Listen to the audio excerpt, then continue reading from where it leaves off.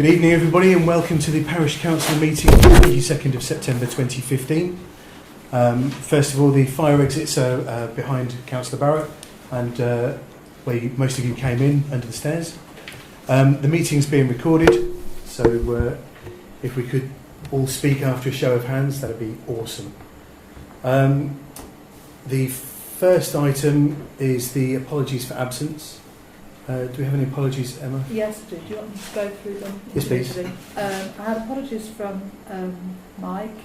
He's unable to attend as he's out of the country. Fair enough. Would anybody like to propose that we accept Mike's apologies? David? He's out of the country. Jackie's seconding. All those in favour of accepting Mike's apologies? That's everybody.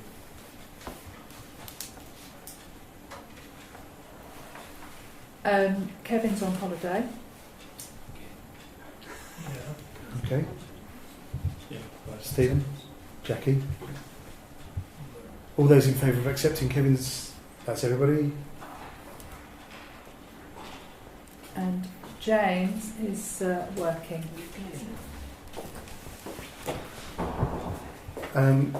Okay, He's in London working. No. thank you. Would anyone like to propose that we accept James's apologies? Yes, David? It is working. And second, Steve, thank you. All those in favour of accepting James's apologies? That's everybody except Sandra? Sorry, I wasn't here for the beginning of it, so I don't think. Oh, fair I'll enough. just leave it until Okay, next. yeah. Next, Okay. is that okay? Sorry. So you're abstaining from that one then? Since you were here when the vote was called? Yeah, fair enough, please. okay. Any others? No, sorry, that's all. Okay, thank you. Item 3, the declaration of interest. Does anybody have any interest on an agenda item tonight? Nope. Okay, moving on. To sign the minutes of the previous meetings. Everybody's had a chance to see the minutes. Yeah, I've got one. You got a comment, Steve? Yes. 15/2991. It states the centre manager requested that the parish council find out what's going to happen to the Brixworth Centre. Well, hopefully nothing's going to happen to the Brixworth Centre. It should be the adult learning centre or the short staff. Yeah, is it just called the Short Staff Building? Is that its official name? Uplands, it's what Uplands it used to be called, wasn't but it? I think officially now it's called Shore Stars, isn't it? Because it's got the plaque on there still. The road sign, yeah. So should I put Short Start Centre? Short Start Centre / Well, Uplands. the former Shore Start Centre Yeah. makes it perfectly clear, doesn't it? Yeah. Is everybody happy with that? Yeah. Anybody got any other comments? No. Emma, you've got... Oh yeah, I just remember in the welcome at the last month, you've got that the chairman welcomed everyone to the August meeting, but it also talks about the meeting being recorded. But I don't think Mike actually said that. He didn't mention that it was being recorded. We just recorded it, so I've just removed it from that italic piece. So, is everybody happy to accept those amended minutes? Can I get a proposal to accept the minutes? Steve, thank you. Peter, seconding. All those in favour of accepting the minutes? That's everybody apart from Jackie and Sandra. I wasn't here. Yeah, same. Yeah. So I wasn't either, but I've listened to the audio recording, so I'm happy to accept the minutes as a... I've just read them, but I'm still going to abstain because I wasn't. Yeah, if that's okay. Fair enough. Yeah.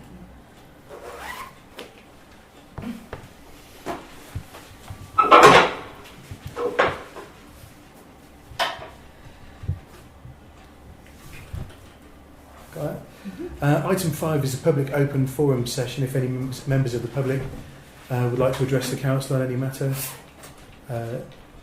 now is your opportunity. Or forever hold your peace. Okay.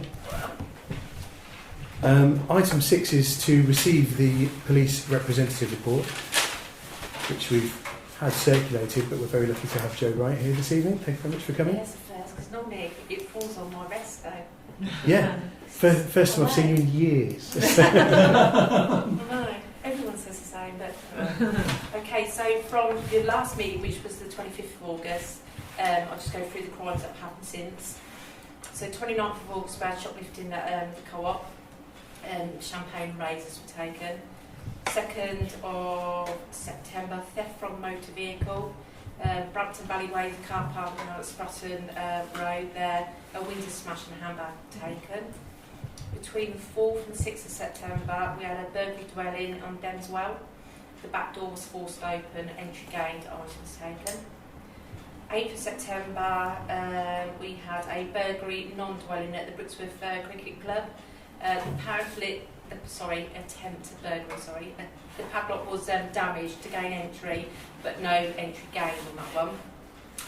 Between the 11th and the 12th of September, burglary dwelling Honey Home, entry gained by forcing rear door and items taken.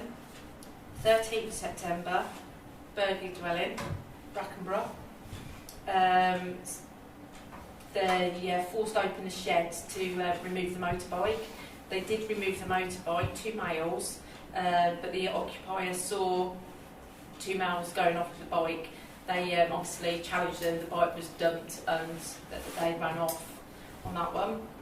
So between the 6th and the 14th of September, attempt burglary non-dwelling, unknown person tampered with sheds. 15th of September, theft of a motor vehicle, Woodsfield. A moped was taken from outside property. 18th of September, shoplifting. Unknown males taken a variety of spirits.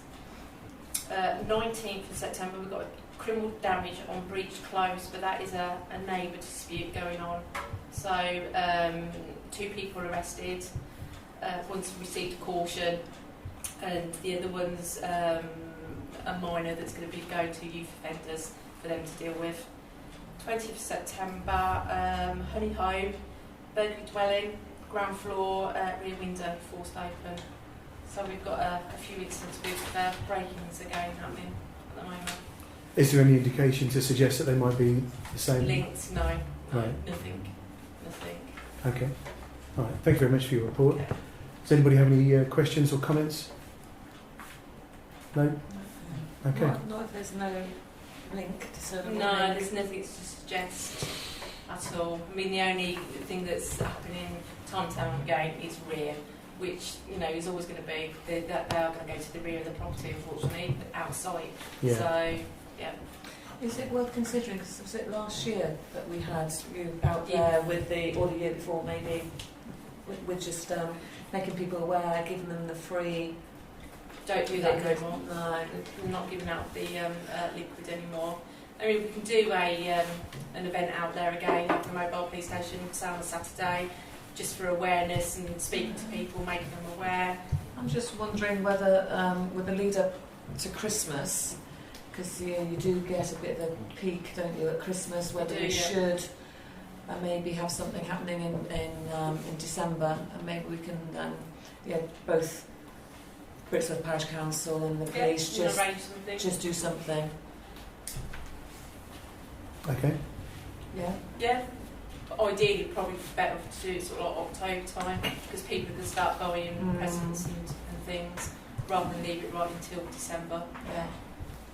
So what do we have to do then to get that rolling? So someone just emails me a date when they want to do it, and I can arrange to get the mobile van down and get or maybe even sort of link it with Saturday surgery, because it's busy here on the Saturday anyway. It is Saturday's the ideal day. Yeah, so if we have it on the first Saturday of the month when we're here anyway, out there, could we look at that? Well, we could do. I was wondering what your reasoning was for linking the two together. Because I think for me it's about linking. It's about community links, working together, just as we do with Daventry. Fair enough. Okay, well, I think that's a good idea. Thank you. That would be 3rd of October then, October surgery. Right. Is that 3rd of October? Yeah. I'll just double check my duties. I mean, it's not a problem if I've got a day off. I can change it. So Is November out of the question, do you think, in your experience? I just think it's leaving it a bit too close. People are already going to start buying, end of October time Yeah. and things. So it's, you know, when December. you've just got the Christmas tree, you've got Yeah. the pile of presents underneath, Yeah, the curtains definitely. are open. Yeah. So I'm just wondering, November. I don't know. Well, we just have a look at dates, I suppose. Yeah. What would it be in November? Date in First Saturday, is it 7th? 7th November. Yeah. So, Okay. Who do you want me to email or? It's or- through Joanne. Yeah. Yeah. Yeah. All right. I'll double check that and Thanks. get that arranged. That's fine. Thank you very much.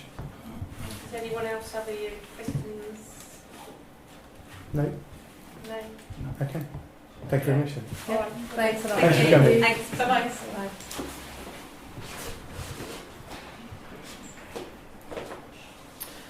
Item 7 then is to receive an update on legal proceedings. David? Well, thank you, Chairman. Since what might follow might contain confidential information, I'd like to propose the press and public be excluded for this item. If I may. Okay. Is there a second to David's motion? Steve, thank you. All those in favour of excluding the press and public for the sensitivity of the report? That's 4. Oh, sorry, Steve, I didn't see your... Of course it would have been up, yeah. No. And opposed? Ian and Sandra.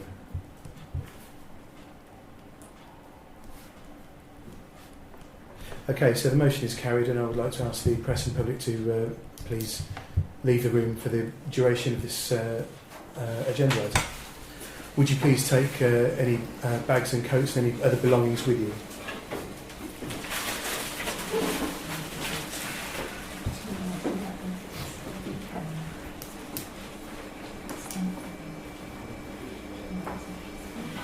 Okay. And just one thing, Councillor Barrett, since you declared an interest as a close associate of the claimant and left the meeting the last time this matter was discussed, do you feel comfortable remaining? I don't think I need to declare any interest, Chair. But through the Chair, if you'd like to check the minutes to see if I did declare an interest or not.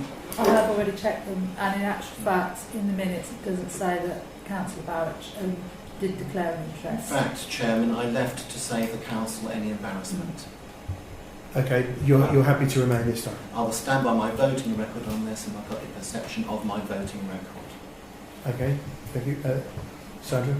I don't feel comfortable with Councillor Barrett being here for sensitive information, bearing in mind the personal relationship he has with the claimant. Okay, thank you, that's noted. I think we've gone, sorry, Chair, I think Well, we've gone this far, this close and this long into this case that, I can't say strong enough how much I think it's inappropriate for Councillor Barrett to be here. Perhaps, perhaps we have something very specific, could be. To my voting record, Chairman, on this Council is the only person who has consistently abstained for either side. I have not taken sides on this. I have behind the scenes, and I'm repeating what I've already said, Chairman, for those who perhaps don't realise, to myself who tried through the then Chairman to try and get mediation to get this matter settled. I've consistently said mediation, I believe, is the right way forward. I consider I'm not prejudiced to an extent where I would need to withdraw from this. However, Okay. Chairman, I'd like to hear your comments. Well, to be honest, I mean, obviously most of this began before I was a parish councillor, so I'm unfamiliar with anybody's voting record on the matter. But as David is a member of the legal panel and brought the motion, obviously it's up to you, David, whether you want to continue with your report. It's incumbent on Mr. Barrett if he thinks he's got to leave, not on anybody to tell him to do so. Well, Chairman, if there's something I've overlooked, perhaps people can bring it out into the open and be specific about what they think this interest is. There's been an accusation, hasn't there, by two people. Perhaps I'd like to hear where this come from. Maybe something I've overlooked. Need to be made aware of, Chairman. Okay. Did you want to speak to that? Yeah, you have been seen on many occasions frequenting with the claimant, which is inappropriate. It questions code of conduct, and also you have actually given the claimant a lift to the employment tribunal on several occasions. This is what Kevin Parker was referring to was it May? That, yes, do you want me to read out what was said? Well, Chairman, can I just refute first of all two complete inaccuracies? I've not given the appellant a lift to the tribunal on several occasions. There's been one occasion. That was simply because, as I explained to the judge and asked him to minute at the time, that was to make sure simply that tribunal would take place. That's perfectly consistent with my view at the time. I still believe there's still a chance of that to be the right way forward. To make it happen, that's why I took him there. I took no part. I made a declaration. Those people who were there, such as Councillor Parnaby, will remember. I made a declaration to the court to begin with. I was not there in any sort of advisory role. I would not do anything. I was there simply to make it happen. A, to get him there, and B, if anything needed to be read out, then I would read it out. And that was my position, I said to the tribunal. And it was one occasion I gave him a lift. And if I frequent with people, if that was the case, that doesn't mean me to say I am necessarily prejudiced in one way or the other. Fair enough. Well, I think I would have to say that it's up to a member's individual conscience whether they're prejudicial or not. And regardless of that, I can't force anybody to leave. So as long as you're happy to continue, please go ahead. Are you going to read something? Well, no, I was only going to say I could read it. No, I think everything has been I think said. Councillor Barrett's made his point. And the other point was the inaccuracy. I'd be interested in what part of the code of conduct I may be breaking, because I really don't think I am. If someone can be specific and brings it to my attention, and I believe I have broken it, then I will certainly leave. Fair enough. Do you have a specific I think the item? word I used was May. I think I said, I haven't specified anything, I said May, but I think it's morally repugnant that you cannot see what you have done and are continuing to do. Repugnant is a very strong word, Chairman. Considering we're supposed to have openness, yes, integrity. Is that what the Nolan principles called something repugnant? I'm not quite sure. I don't believe that anybody was calling anybody repugnant. Anyway, if we could get on with the matter, David. Thank you, Chairman. I'm not going to stand here and be accused of this. I feel there's some sort of campaign against me here, my integrity, especially in that last word. I'm not going to stay in this room while this matter is coming on. I'm going to leave this room. I'm not going to declare an interest, but I'm going to leave this room. You need to take it back. He's got to take it back. He's got to take it back. He doesn't. He's leaving by choice. He doesn't have to take But his didn't bag. last time he had to take his bag. I'm not going to force him to take his bag if he leaves voluntarily. Can't force him to take his bag. David, please carry on. I think the gentleman's upset. Pardon? There have been one or Oh, two... you need to, sorry, you Sorry, need to can I pause the can I recording. just also just write? That's not paused. Got to go back in? It's probably time. 1941. It is.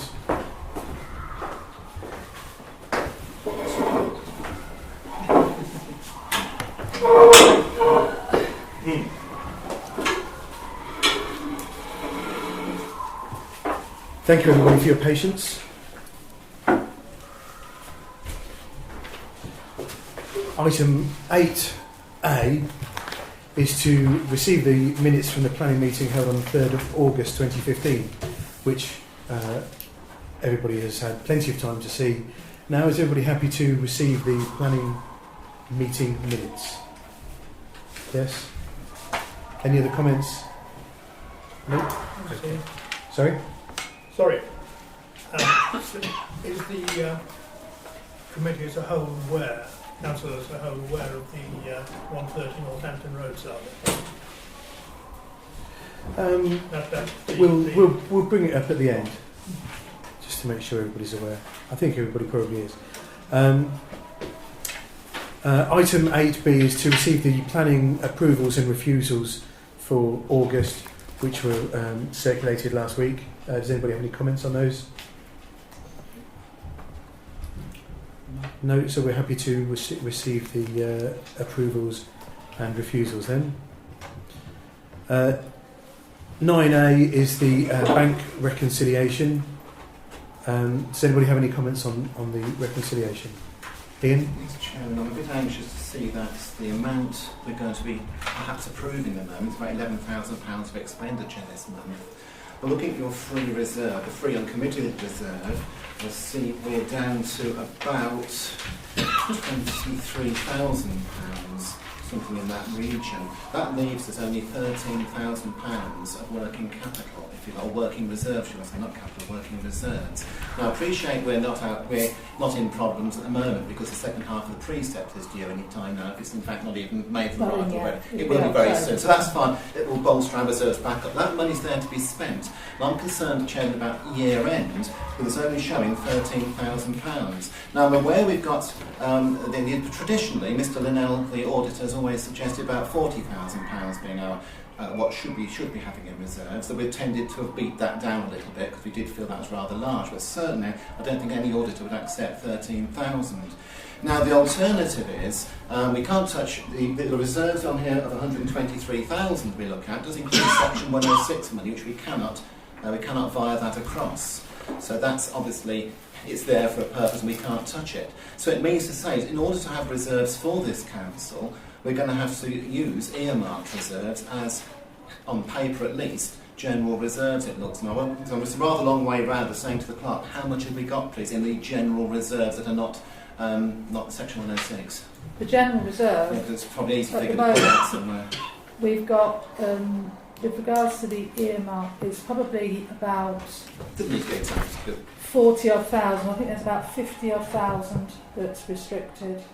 40 odd. It's Yeah. something like so that. about 50. I can't give you that. not Actually, exactly. So Yeah. 50,000 is restricted, roughly, round figures, and we've got about 40,000 there. No, it's on the document that we had last week. Right, if I could add that up quickly on the earmark reserves, we could tell. We've got 27.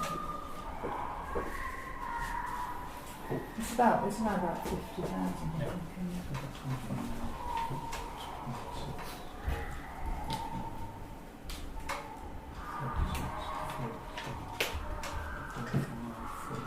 Yeah, it's about 49, 50,000. Peter? Yeah. So if we were to use those reserves, is there anything to stop us using those general reserves if necessary? We can. Yeah, On well, allocation. yeah, we will have to look at that, but I think that's something that probably the finance working group can look at in a bit more Perhaps we need to detail. flag up to them that this is going to be a problem. And at year end, if we have to try and find ourselves some reserves, it may need something to be unflagged. And that might be a council decision before then to guide them to what that should be. Bear in mind, We do on have that, a finance meeting coming yeah, up, don't we? bear in So, mind, on that 11,000 that's being spent, Yeah. there's approximately about 3,000 on legal. That has already got an earmarked amount of money. So that, So that wouldn't be coming out of that general reserve. That would come out your 40,000. So you bring it down to, Mm. well, we've got a reserve purposely set for those legal Mm. fees. So you can take nearly 3,000 off that. Right. So in fact, we've probably got something in the region of £13,000 unallocated, and then you've got something like 40,000 earmarked in total. So that gives you 50,000 or so, doesn't it? Yes. Mm. Right. So at the moment, then, if If we heaven had forbid, to, we could. we are solvent, Yeah. as it were, and we could do it. Yeah. We want to do it that way, but it could be done. Yes. Okay. Well, yeah. You could take. You could Yeah. remove all your earmarks. Yeah. So we, Yeah. we are solvent, as it were. Yeah. It would never be into Yeah. a position where at the end of the year we'd be in any position Right. where we had no reserves whatsoever. Okay. Well, leave that as a point for the finance committee to Yeah, take on finance board committee. before the end of the year. This month's meeting was cancelled. I was on holiday and I think Neil was aware. Oh. That we have one scheduled for October, and we do regularly review all Okay, the it's just a pointer reserves. for you then. Yeah. That's fine. Thank you. does anybody else have any comments on the reconciliation? Okay, then we'll move on to the reserves, which are also there in the agenda previously circulated. Does anybody have any comments on the reserves? We're happy to accept the figures as we see them. I'm seeing no dissent. I'm going to move on. Item C is to approve the bills for payment for September. Hopefully you've all had a chance to look at those. Does anybody have any comment on the bills? No? So what's the items for play equipment? Was that the result of the Rosper thing? Just having Yeah. to do bits and bobs? Yeah. Lights as in lamp light. Mm-hmm. Yeah. They're not light. Like As opposed to heavy. Does anybody else have any comments? Then would somebody like to propose that we approve the bill payments? Steve? Yeah. And Ian seconding, thank you very much. All those in favour of paying the bills? Is everybody, thank you.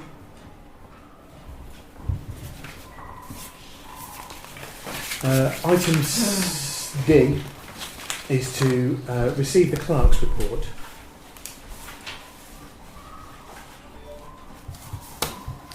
This was circulated last week with all the other documents. Does anybody have any comments on the clerk's report? This is just something that I asked Emma to put together just to give everybody an idea of the sort of thing that she deals with in a given period.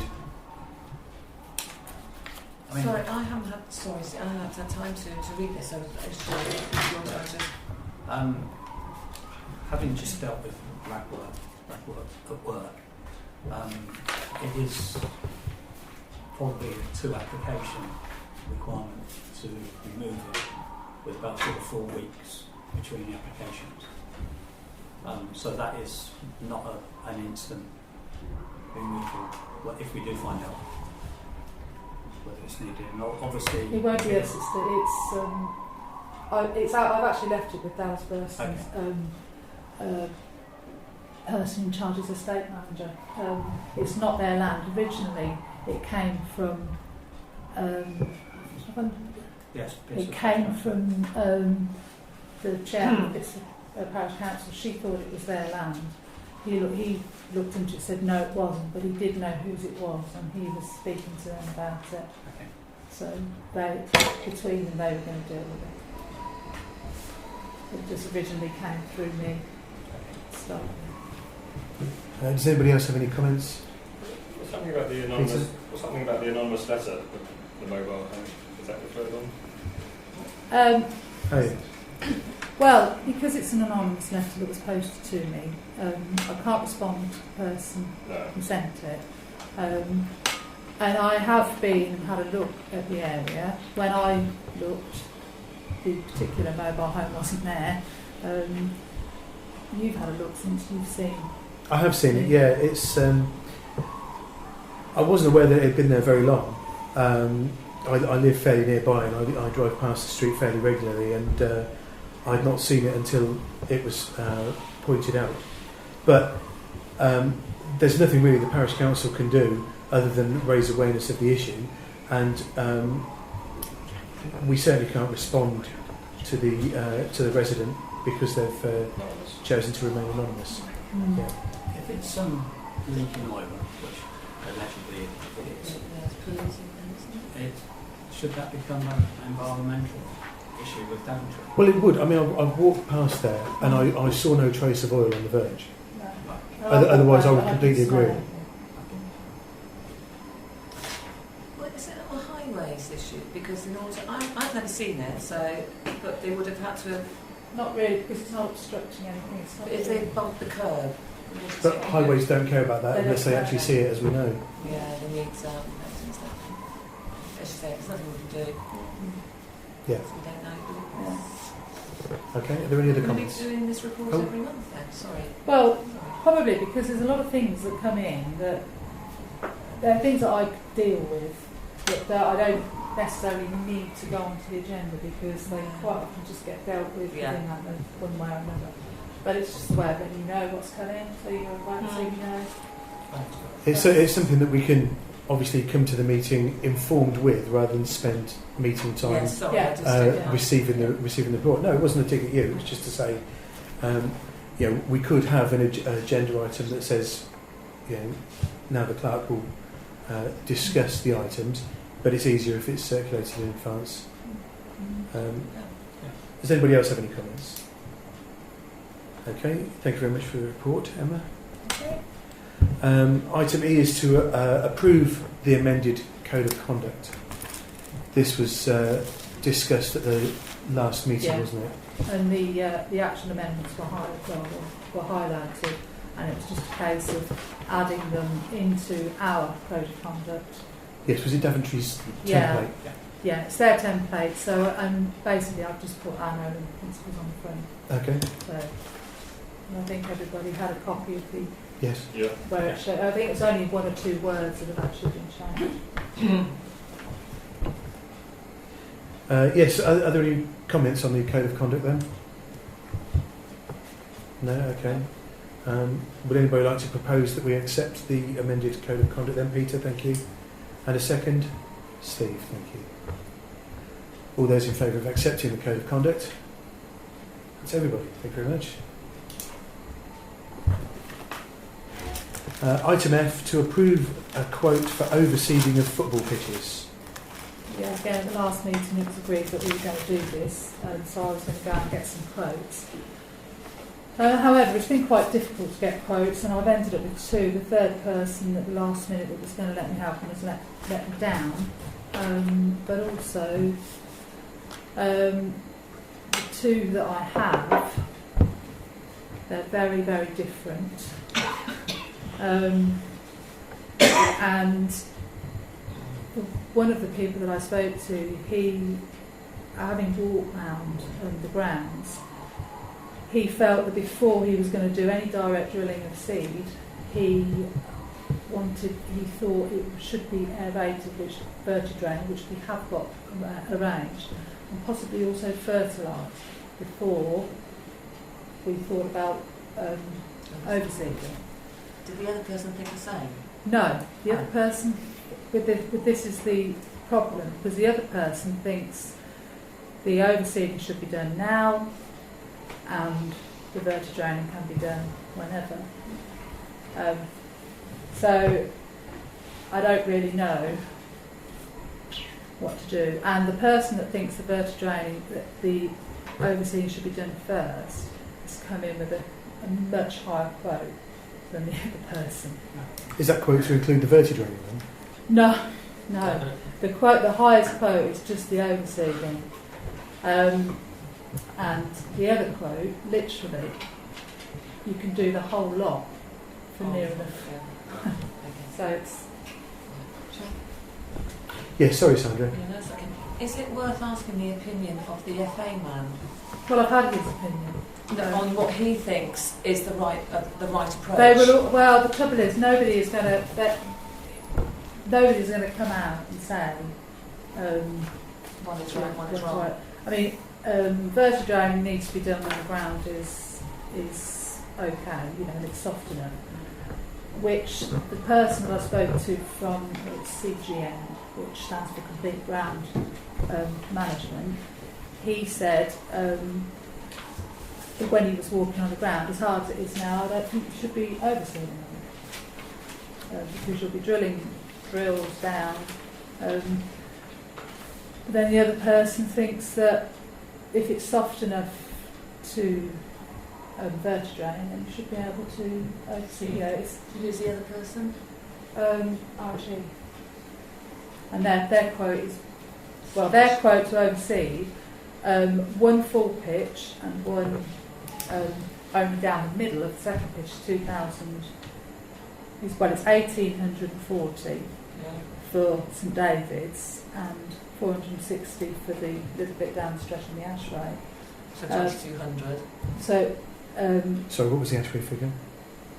1,840 for St David's. Yeah. plus 460. 460. And the guy from Complete Ground Management, £600 per pitch, so you could do both whole pitches. £1,200. £1,200. But neither of those including the verti draining, aerating. No, but his verti draining. I mean, we've already agreed verti draining with I'm good. £450 a pitch, which is a lot less than. But I think this is what we're going to end up doing, is maybe where it's not ideal. So Is you it? can't. You see, the thing is, No. it's going to be very difficult now to go away and get one person's verti draining, to then get another company to come in and Yeah, I was oversee. going to say. Okay, Ian, did you have a Yeah, I comment? was saying, I think the tender document, I said at the time, was very, very open. This isn't And the what we've tender. got- This isn't a tender. No, it's this isn't the descriptions, tender, the value no. they've got, yeah. This is just the oversee. It's the overseeing. Just getting the It's oversee. so difficult to try and compare apples with pears. Again, the same problem is I don't know which of these processes we need. I know I want the footballers to have a good pitch, but I haven't got the knowledge. They're to be all able to say. saying the same Yeah. things. They're all saying aeration. Mm. And I mean, Which we've already agreed. how I feel and what I've been thinking about, and the guy from Complete Grounds Management, he said, if you do one thing this year, verti draining, he said you'll see instant improvement. Everybody's been saying that. Yeah, the guy from the FA, So I- Mr. Knowles, But it was said just that. R&G suggested, because when we started looking at some other things, rolling and that sort Yeah. of thing, they had an expert look at it and said, no, we think you should oversee. I mean, my thoughts are, we do the verti draining and we just hold back on the overseeing this year. And just see what the verti draining does. Well, we certainly need to do, I think it's clear that we need to wait until the verti draining is done, either way, don't we?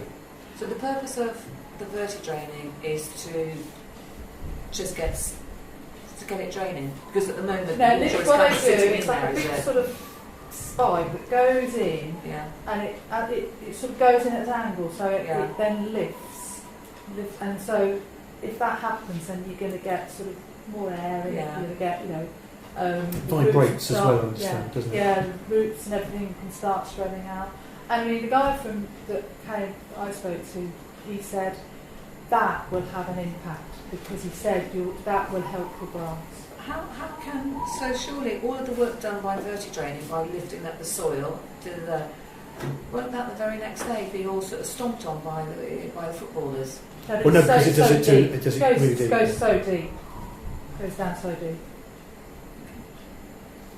But my thoughts are that, because we've got a very short window with the overseeding as well, because obviously with seed, once the temperature starts dropping, so there's a very small window of like October, hopefully if November's not too cold. So I don't know whether we should just hold back on the overseeding altogether. I certainly think, And then obviously we've got this tender that's going to go out, and then because they all want to do things in the proper way. So like this guy, it's the same, it's aeration, fertilise it, then you seed, then you seed. So it does seem that if verti draining is a significant thing, certainly rather than spend another £2,000 or £2,500, which might not help. which may not help, I feel we ought to be looking at it and waiting to see what it needs next. And I would also, given that the results are an unknown quantity, I'd be more inclined to go with the cheaper quote, even though it is suspiciously cheaper. I think generally we find that R&G are very competitive, so I can only imagine that maybe the other people haven't fully understood what we want. No, they have. Be Yeah, the he time walked to round seed. and stood all over the pitch. He certainly knew, and I mean, he's got his website. Because you can get different types of grass seeds, can't you? So, rye versus Yeah, something it's else. not- something no, else. Is it down to the... No. No, because it's Not that no difference. No, not that different. well, I don't know, it's just a question, but are they using the same sort of seeds? R&G Why they're getting are charging £1,840 to oversee the football pitch. He's charging £600. And he's going to use hardware in perennial ryegrass sports field mix. Right, and what about R&G? Yeah, Are but they he's using the actually same brought grass? his cost down because he was using a more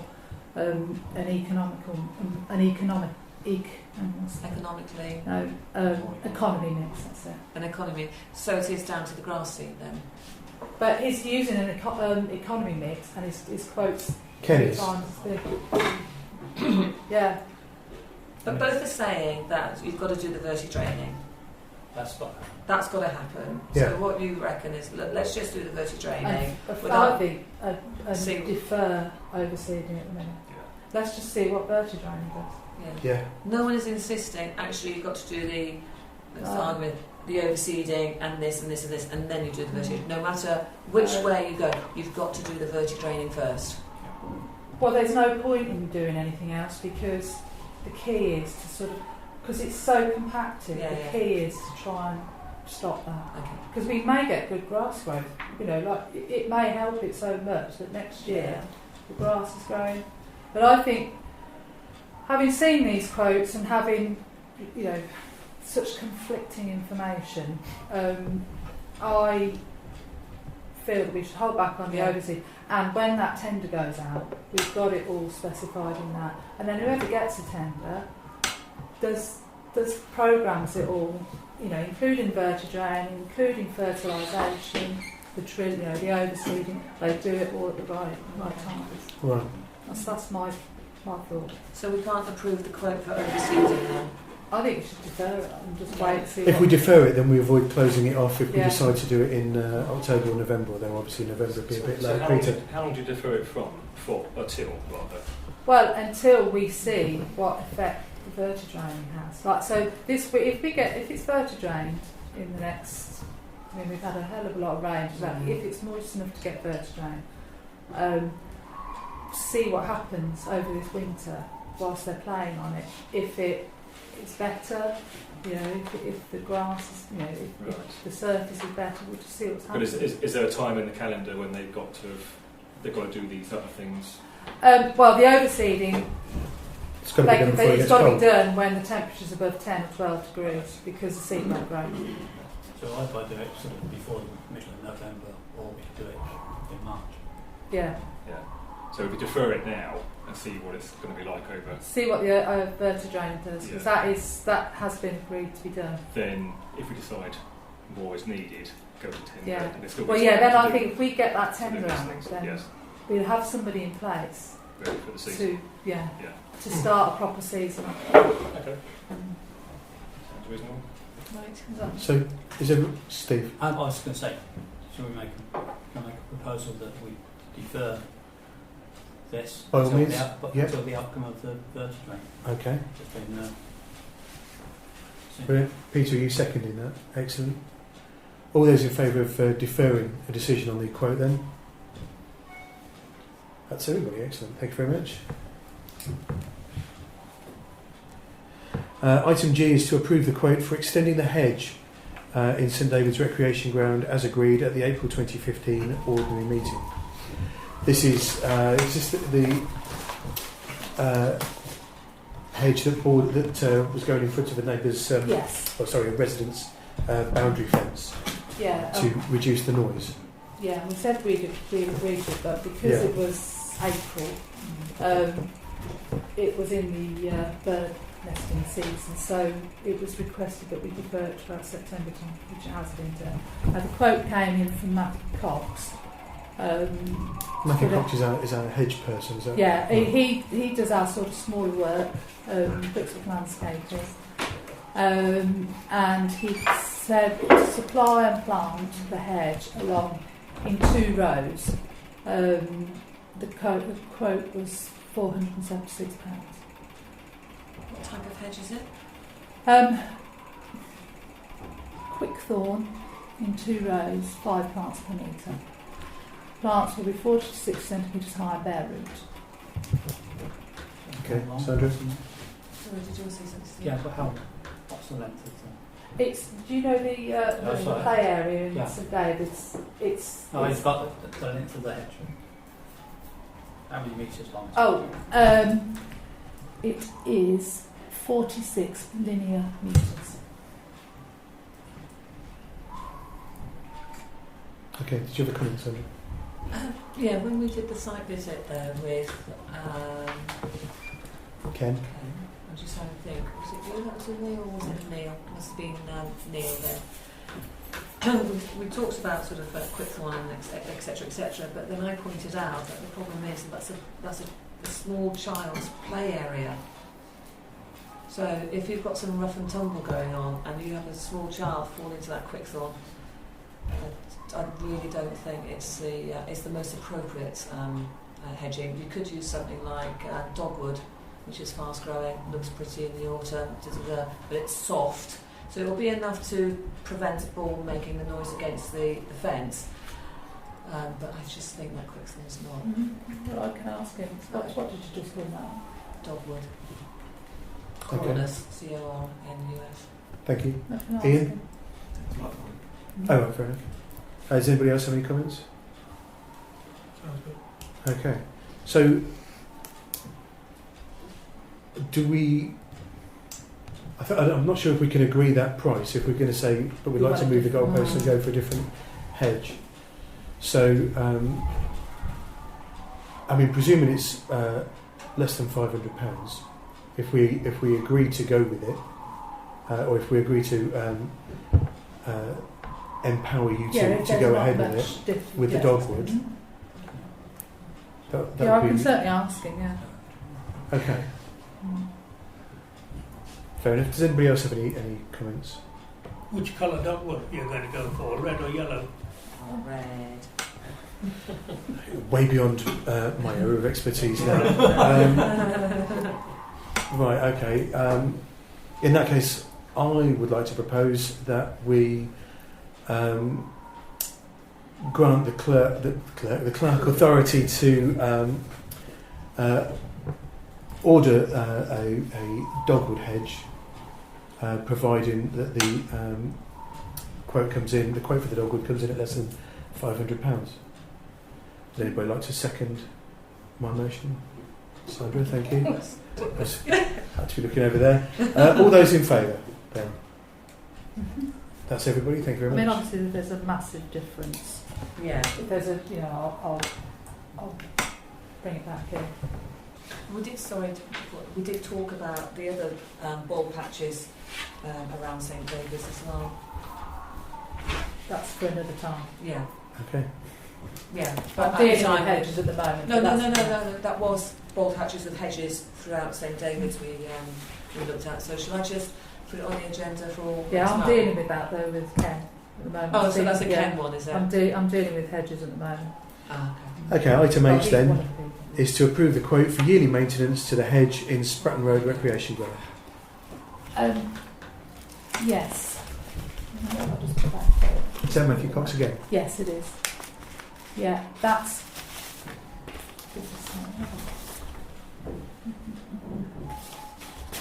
You sent me that. No, I'll just put it.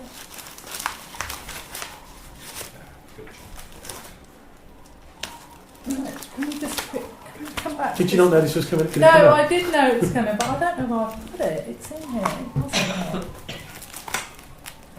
It is the same sort of. Here it is. No, that's not it.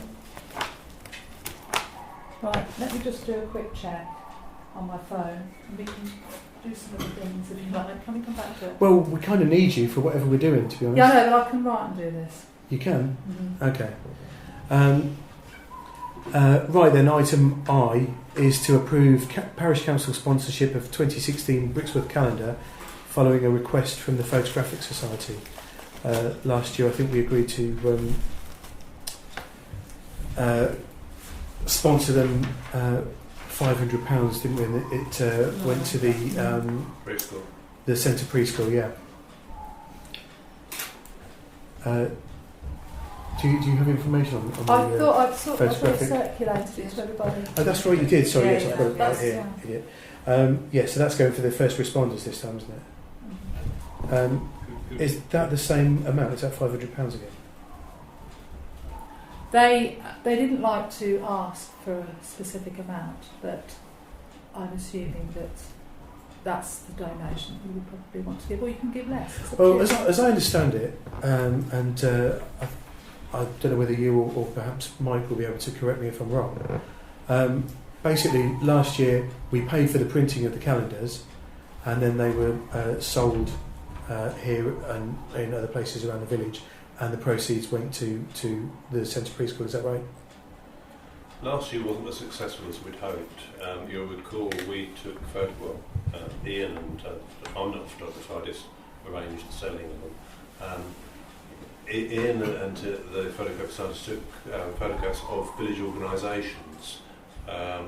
We had the fire station, we had a neighbourhood playing group, we had the olive shoots upstairs with the centre, very good people like that.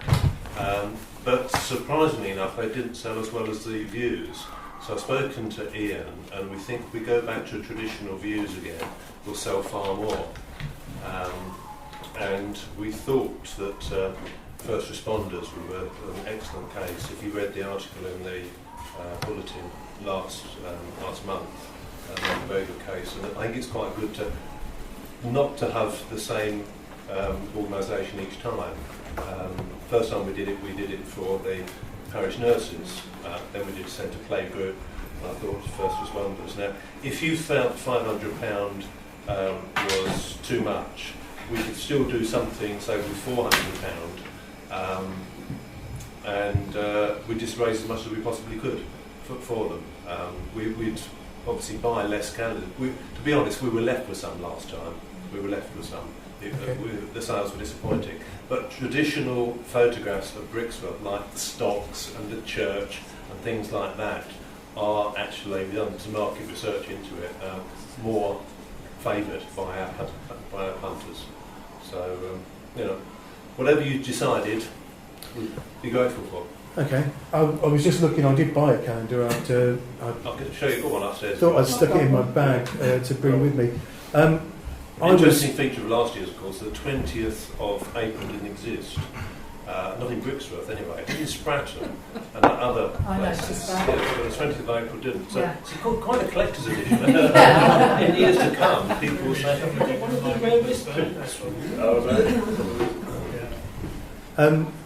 My feeling, and this may be partly why the calendar didn't sell very well, was that the quality of the print was awful.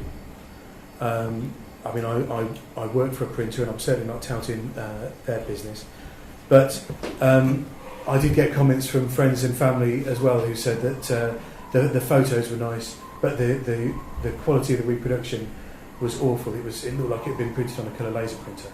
So I think, personally, I would be quite happy for me to go to the Brixworth First Responders, and I'd be quite happy to contribute a similar amount, assuming the budget allows it. But I would like to see yourself or the Photographic Society or whoever deals with ordering it, Ian ordered it. to look at a different printer maybe. Yeah. Certainly somebody that will do a better quality job, something that looks like it was printed by a professional printer rather than run off an office photocopier. Especially given the quality of the photos that the Photographic Society routinely. The £500 I Produce. think would be paid near enough covered the cost of that printing, didn't It it? covered the cost of printing. And he says in the article that he sent me that for the same printers they've offered the same price again. Mm. But I mean, obviously, Yeah, but I wasn't happy with those printers. no. And I know people who don't work for printers who also weren't Yeah. happy with the quality, Yeah. and possibly didn't buy one No. for that reason. No. I mean, I only bought it A to support the Centre Preschool because my son went there, and B to bring to this meeting a year later to say to everybody, look, I think this is awful, and I failed like that. So I can only apologise. Does anybody else have any comments on the Ian? I think one point you made, Chin, is having the funding. In principle, I have no problems with having the funding. Okay.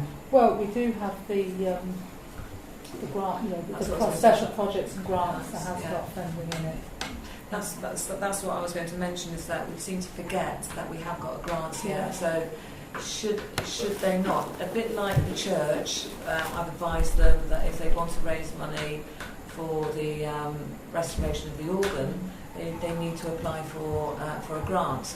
And I'm just wondering whether, we work together hard to get a grants policy put together. If we're not going to use it, that's what it's there for. Yeah, no, We've I got 5,790 Yeah. I do. It's a good point. I think the waters might be muddied slightly because it's the Photographic Society applying on behalf of the first responders almost. But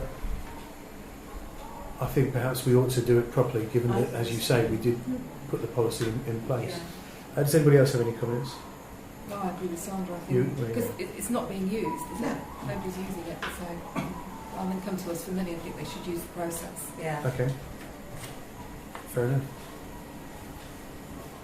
Any other comments on that? No, So there's no resolution then, but a request Go that back the and get them to the report. yeah. yeah. So then we can have the form for the next time. Yeah. I mean, I think it's been indicated that there is a high level of support for the first responders within the parish council and the wider community, but we should do it properly. Yeah. Okay. Okay, everybody happy with that? Excellent. Can we go back to item H Yes, you now? can. Can we do that? Excellent. Right, so item H then is to approve the quote for yearly maintenance to the hedge in Spratton Road Recreation Ground. It's £350. Yep. Okay, how much hedge is that? The Spratton Road. No, is that all the way along Yeah. on the Spratton Road Yeah. side? Yeah. Because there's a bit of hedge down two other Yeah. sides. Well, if that's not private property, that's our hedge. He does all the way around. He Right. comes out. That's what he does every year. So Okay. he's coming the same as Matthew Cox. Oh, He does Matt Spratton Road. I mean, I've sort of left it that with him because he's an independent local person. So the other ones probably require a bit more work and a bigger company. Yeah, Those other ones. but it's his quote hasn't gone up from last year. Okay, so what was the price again? 350.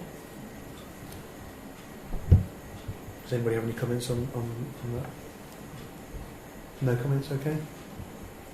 Would it- So would anybody like to make a proposal at all? Ian, thank you. And Peter seconding. All those in favour then of accepting the quote? That's everybody, thank you. Item J is to report on the resignation of Vice Chairman Neil Brown. This is, yes, Neil sent an email of resignation. I would like to thank him for his work on the media group and the maintenance group and the finance group and his work on the parish council as a whole. Does anybody else have any comments on that? Okay. Item K is to appoint a new member for the finance working group. Obviously Neil's absence leaves the finance working group down to 2 plus the clerk. And it could do with a third. Can I maybe suggest Peter, because of his expertise in risk management? Okay, are you happy to be proposed, Peter? Oh, yeah. Then is there a second for Peter? David, thank you. Are there any other proposals? Okay, then in that case, all those in favour of co-opting Peter to the finance working group? That's everybody apart from Peter. Shouldn't vote, presumably. And I think you can if you want to. So that's okay, if you're, yeah. yeah, that's unanimous then. Excellent, thank you.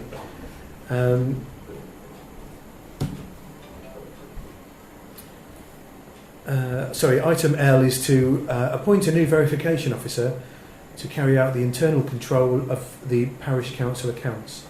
This is the role that Malcolm carried out, isn't it, before he resigned. Does anybody, Sandra?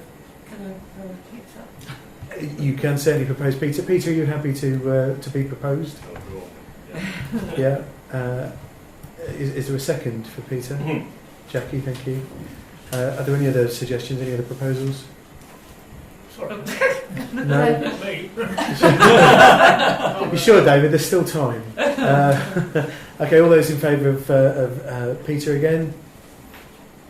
That's everybody, thank you very much. Item M is to approve the quote to power wash and weed the roundabout on the Northampton Road Ashway Junction. Yes. Emma. Right, I've got the quote to weed and power wash. Weeding is going to be £85 plus VAT, and to power wash the blocks is going to be £380 plus VAT. So we can either do both or just one or So how much is that? 380. 80. Was it just the one quote? Yeah, this was something that I got a little while ago, and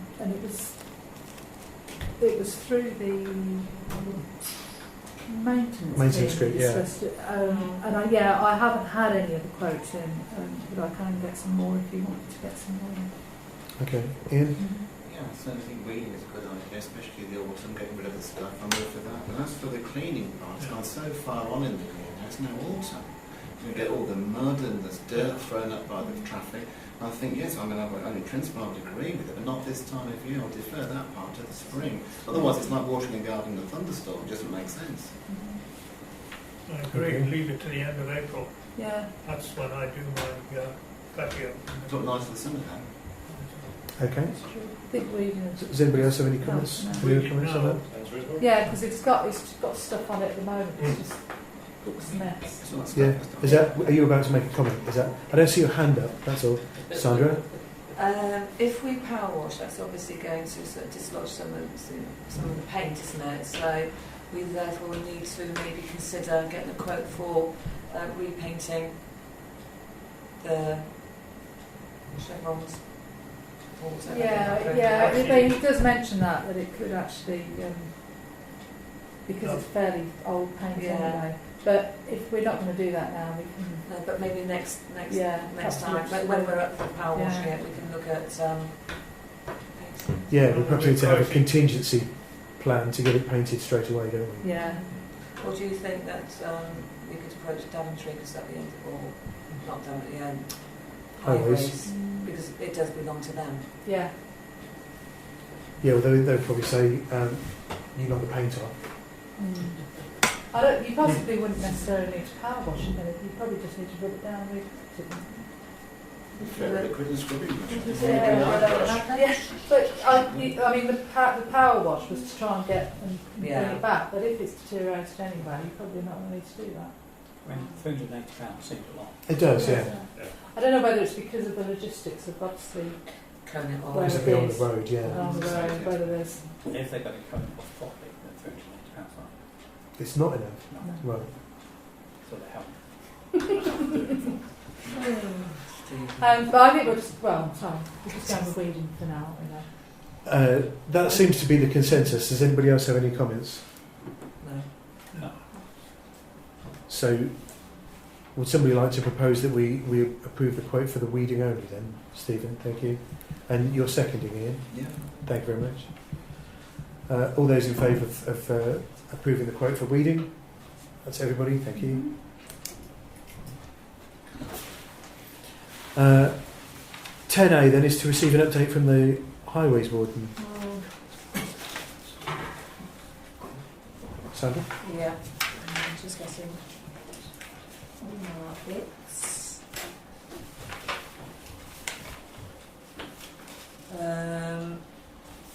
That's not mine. Right. We've had. Can I just read this rather than me trying to not read it? Ian Boyes of Highways and I meet up several times through the quarter and do site visits throughout the village, etc., etc. And so we emailed each other last week. So top of Silver Street, okay. It's been requested by a Silver Street resident to consider double yellows on the left and right hand corners onto Old Harbour Road. The reason stated is that vehicles are parking on these corners and therefore blocking the view of drivers coming onto Old Harbour Road. Whilst there, we witnessed 4 cars parked to the left and a large number of cars parked along the opposite sides of the road. We met a Mr Sims, a Brixworth architect, who frequently visits the area due to having clients there. He remarked that the cars parked on the pavement, left-hand side north, proved to be an irritant because it forces him to walk on the road. Considering the cars parked opposite, it was felt that if there was a pathway, as opposed to a grass verge, then it would be more likely that cars would move from the left, because then employees would not be forced to walk through soil and mud in order to gain access to Paladin. All the cars parked in that immediate area are believed to belong to Paladin and none to highways. We discussed the costings of installing a pathway which could be in the region of £15,000, and due to its location it would not be deemed a priority. However, if funding was to come from additional sources, then the scheme would be raised up the list. I will report this to Parish Council for consideration at our next full council meeting today. And regarding the double yellows, it was felt that unless they were enforced, there would be little to no effect. Therefore, I, in particular, do not see it as a good spend of money. That's only my opinion as a result of having a visit with highways. I'm obviously open. I'll open that out to the rest of the full council. Okay. Okay, on that one there, but it's not on the agenda item specifically, is it? The WS, it is. So actually, should we just defer that to that? Okay, right. Silver Street build out. It has been confirmed that the bollards cannot be brought any further in, as they need to stay at the statutory minimum of 4.5 metres. However, white lines will be painted around the chicanes to create a narrower aspect. This will happen in the next quarter. White lines on Church Street stroke Station Road. These lines and hatching will be done in the next quarter. Newlands traffic calming. We have got that as a separate agenda item. Can I just read my bit about that? Or do you want to leave it? That's fine. Right, street doctor. There's been a grit bin by the slip. Yeah. That's been over for a long time, and we tried to write it, didn't we? We did. We couldn't lift it, could we? We couldn't lift it, and so it has been noted on Street Doctor. Someone has noticed it. It's got a little yellow box, and it's saying, in progress. Only goodness knows when that's going to happen. Does it say when that was noted? When it was logged? On Street Doctor, I mean. No, because you just go on to it was on the interactive map, and they have a coding of where a job is. And I didn't specifically. I just noted that it was. But we can look at that ourselves. Yeah. Thank you. Been speaking to road name person with regards to some of the road signs which are faded. So specifically High Street and Silver Street, cast iron ones. The black has virtually come off. So Fiona will go and visit those, and because they're old. They'll be done, in situ rather than being taken off. We have done in the past some in the conservation area, and I have actually witnessed the man standing there with his paintbrush. I think we did Holcott Road. And he stood there with his paintbrush doing that. And also, I pointed out Staveley Way is missing its sign altogether. It's got its frame, but it hasn't got the Staveley Way, so I've reported that. And Brampton Way. That seems to have got scuffed marks or graffitied, and so she will look at those. Then I've been in touch with Anglian Water. Live chat with Anglian Water with regards to the causeway. I mean, you know about this, David, don't you? When you go down it's the just causeway, the reflectors. yeah. Right. When you go down the causeway, no matter which way you go, there's a red reflector on all 4 sides. And it's not right. And so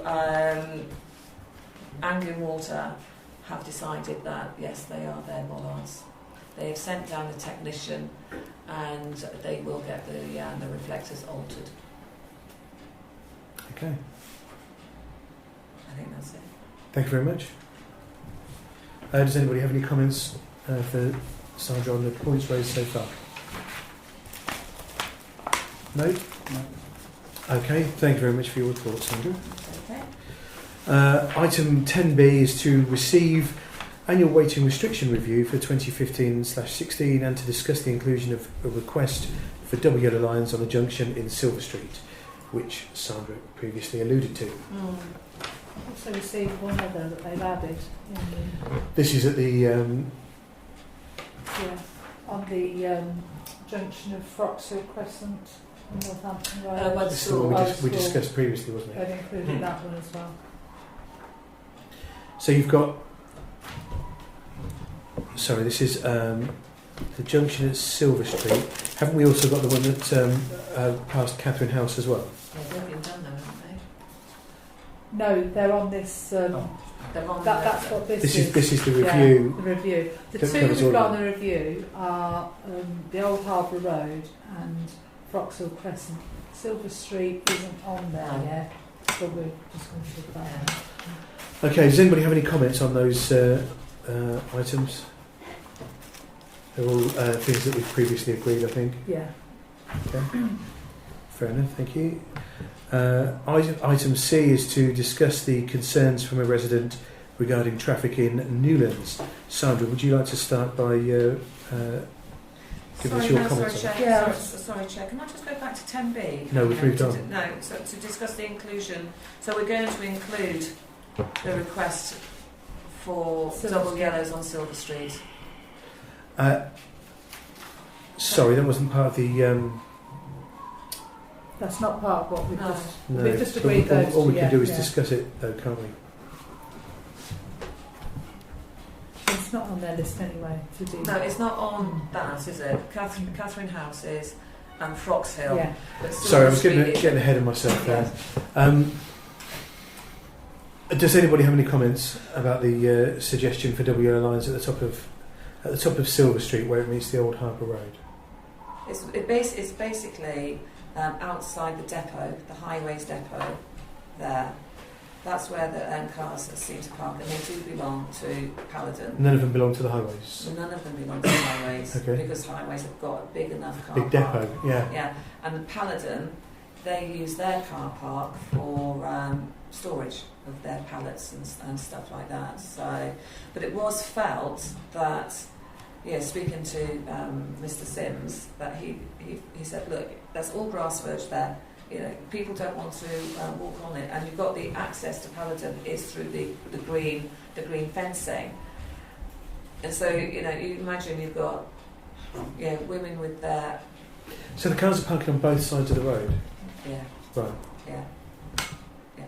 But it's but the Silver Street residents, what they're complaining about, and I must admit, all of the site visits that I've personally done to Silver Street, I have never seen a car parked on the right hand side.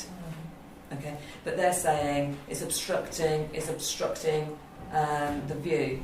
There would be little to no reason for a Silver Street resident to come out of Silver Street and turn left. If anyone's going to go up Silver Street and turn left, it's because they're employed somewhere on that industrial estate. And, you know, double yellows, first of all, they need to be enforced. Okay, and I think that's it really. They need to be enforced. And secondly, they just move the cars further up the road, or they just move the problem. And I'm just thinking, as I said in my report, is this a good spend of money to do 30 yards of double yellows, which are not really going to be enforced? And in fact, you know, if we could consider at another meeting installing a pavement across the other side of the road, because most of that verge has been decimated because the cars parked there. Is that not a better use of money? Because then, by installing a pavement, you move the cars from that left-hand side of the road to the right-hand side of the road, because people are not trailing up the grass verge.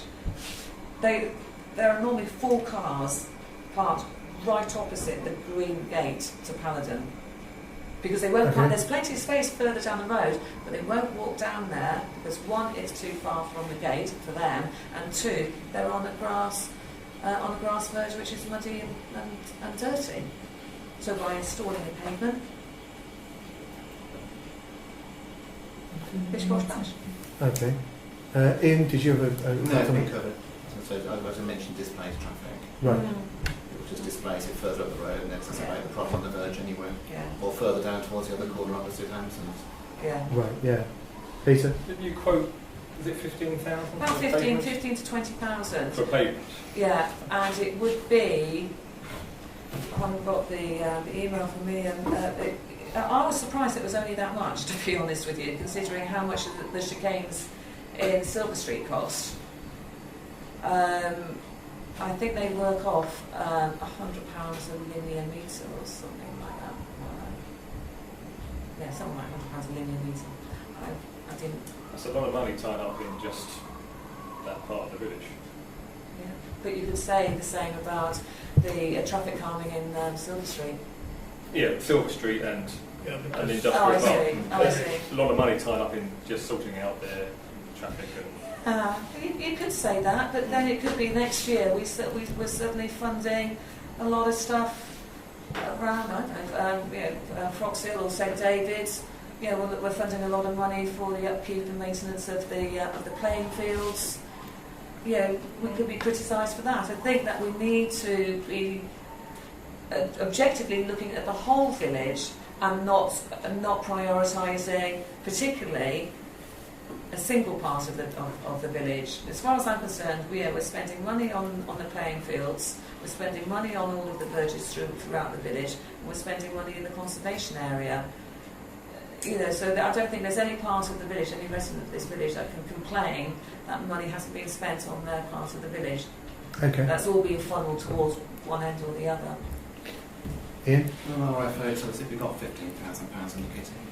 But No, it wouldn't be us that pay Can we any. move on, please? I presume they'd be happy with the part funding. Oh God, they're not looking for us to pay £15,000. This is why I think it needs to go on the agenda item. No, it doesn't belong to us at the end of the day.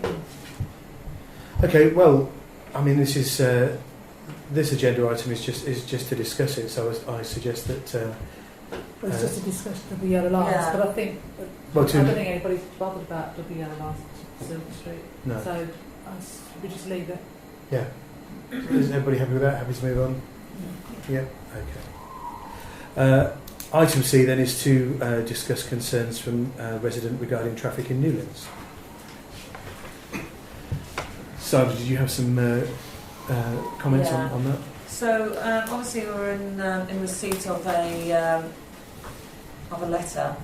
Do you know what? I've just realised this. My steps to my property have been mentioned in the resident's letter. Do I need to say something? Have you? Have you seen the letter? Yeah, it's only just dawned on me now. Who forwarded? Who Sorry. showed you the letter? It's in the No. Don't think there's any mention. It was in the. yeah, it's mentioned. Got an email. Did it get forwarded early on in the month? Oh, I thought I saw the email in question, and yes, it is in this. That original email. The one that Oh, came the to me. first one, not right. Okay. Right. I'll have to be copied in on that one, so yeah. It was in the attachments or something, wasn't it? No, I don't know, but I've still Oh, I've seen today. Are we talking You know about that one that we had earlier? the The lady email? in The question email just to Saturday, Claudia. Yeah. Okay. I'm not sure what that Can't see anything about steps on that. Sorry? Yeah, is it this? Oh, and the obstruction. Claudia, yeah. The obstruction of steps and wheelie bins by the manor house. Is that you? Is that you? The manor. No. A very Penelope Keith of you. Fair enough. Well, I mean, we removed those specific items from the list that was circulated, so we didn't feel it would be appropriate to single anybody out. With the items that were circulated today, and the printout that you should have in front of you. So we'll just comment on those initially, I think. But Right. I think, I mean, There was a list printed out that you should have in front of you with your bills and what have you. Yeah. Newlands Newlands, right. thing. Which yeah. doesn't mention anything to do with your property, because Emma Right, and I okay. thought that would be inappropriate at a Deal public with meeting. that. Yeah. And then I did do a site visit What's your house? to my house. I did do a site visit with Ian Boys, and we had some comments about that. So That's worth listening to now. Then. That's Fair from enough. the Yeah. original. Yeah. Yeah. Okay, well, if you're happy to cover that now, please go ahead. okay, so Newlands traffic calming. There is a left-hand pavement running from the bottom of Newlands to the T-junction of Kennel Terrace with clear visibility for crossing to Kennel Terrace. Whilst the pavement is at times not wide enough for two people, it must be recognised that this is an old part of the village and therefore does not have modern highways. We spoke to a resident, David Willis of 20 Newlands, about any traffic problems, and the biggest problem is HGVs, as the road simply isn't wide enough. A number of years ago I notified TomTom, Garmin and Mio of this, but will do so again. It was updated on those sat-navs, but yeah, I'm quite happy to do that again. I suggested to the resident that he make a note of the company so that the parish council can contact them. The resident asked for the no HGV signs to be made clearer. Kevin is dealing with the one at the top of Newlands and maybe put some more speed watch slow down signs up. I will ask the parish council to contact Howard Reader. The resident felt that the steps to the Grange helped slow traffic down as they provided an obstruction. That man didn't know that I lived at the Grange, so he just thought I was from parish council. So also residents' cars are parked along Newlands in order to act as an obstruction.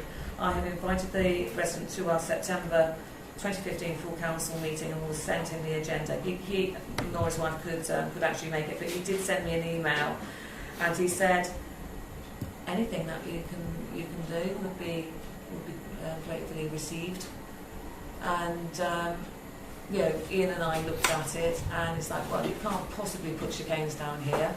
Cars parked along virtually the length of Newlands do act as traffic calming, yeah. And as I say, I'll contact the sat-nav companies to get their maps updated again.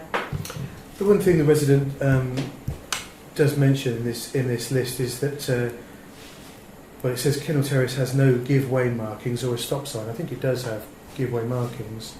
I'm not sure about a give-way sign. Maybe that could be clarified. I think the give-way markings have faded, very much like the give-way markings on at the bottom of Pychley Way. Right. They have faded, but there's no signs down there at all. Okay. Does anybody else have any comments? No, Ian? I'm just saying, in future, I would like the whole of the letter sent to us if it's a resident who's taken the bother to write to us. In fact, that part about the steps, if anything, was complimentary and saying they were useful. It wasn't anything against Councillor Martin at all. I think it was forwarded as a whole email. Well, there are two. There are two. Yeah, the first. Let me clarify. Let me what clarify, if I may. There was an original email which was received by Emma via Claudia, because the resident wrote to Claudia. But the resident had intended to come here this evening and speak about the issues. What she then did, when she fell ill and was unable to attend, she sent Emma a list of points that she asked be brought to the councillor's attention.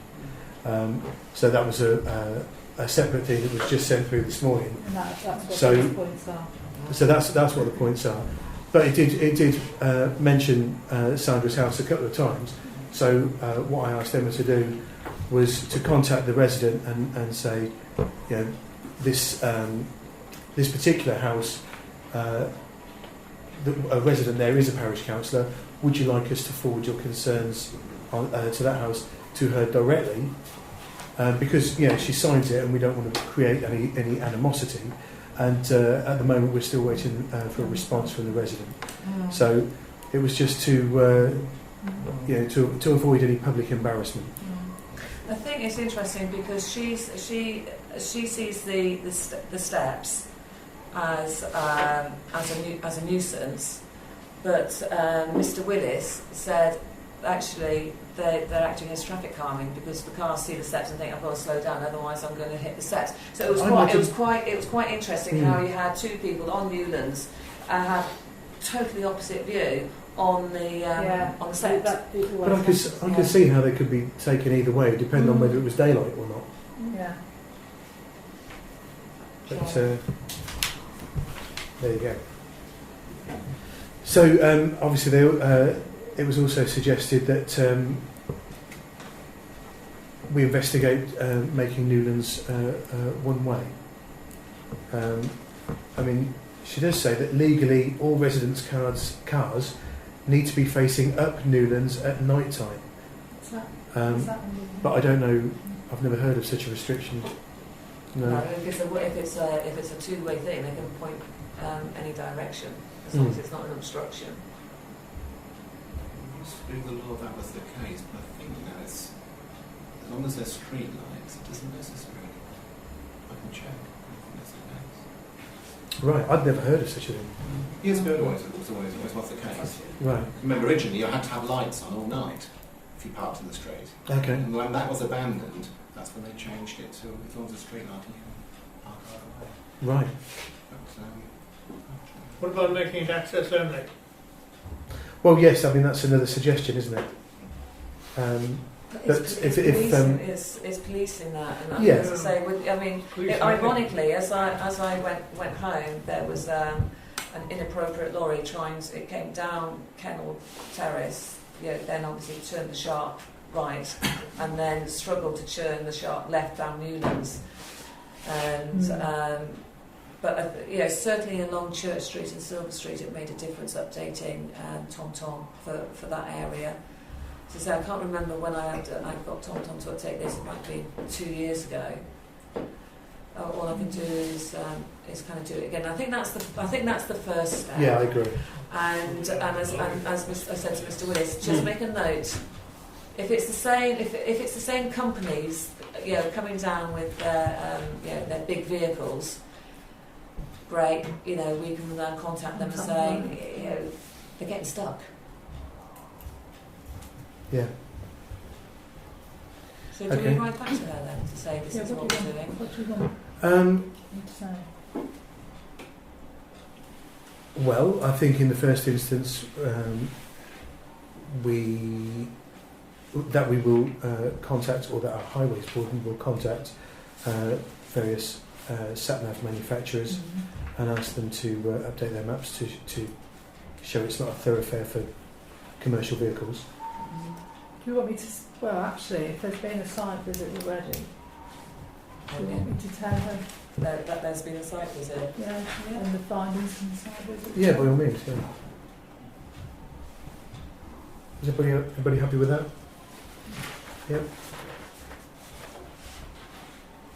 And what about? Did you want me to contact Harry Reader? Yeah, just because this Mr. Willis felt that the slow down signs helped. I mean, there's one at the moment, but it's been wind damaged. But he felt that those helped, and I don't know how far Kevin has got with the no HGVs, which is this high at the top. But I'll just double check. I know there's a no HGV down the bottom. But which direction it's facing, I don't know. But I think most of those HGVs come from Brixworth Centre, down Brampton, left, right, left. I've never seen any of those HGVs come up the other way. I think they're sort of obviously trying to get to the A14, aren't they?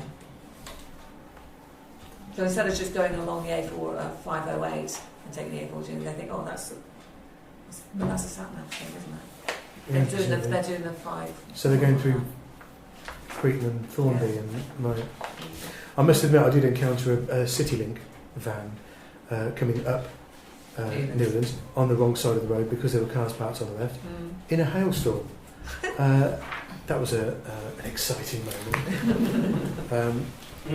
So is everybody happy with that? Nothing else they'd like adding to the response to the resident? No. Okay.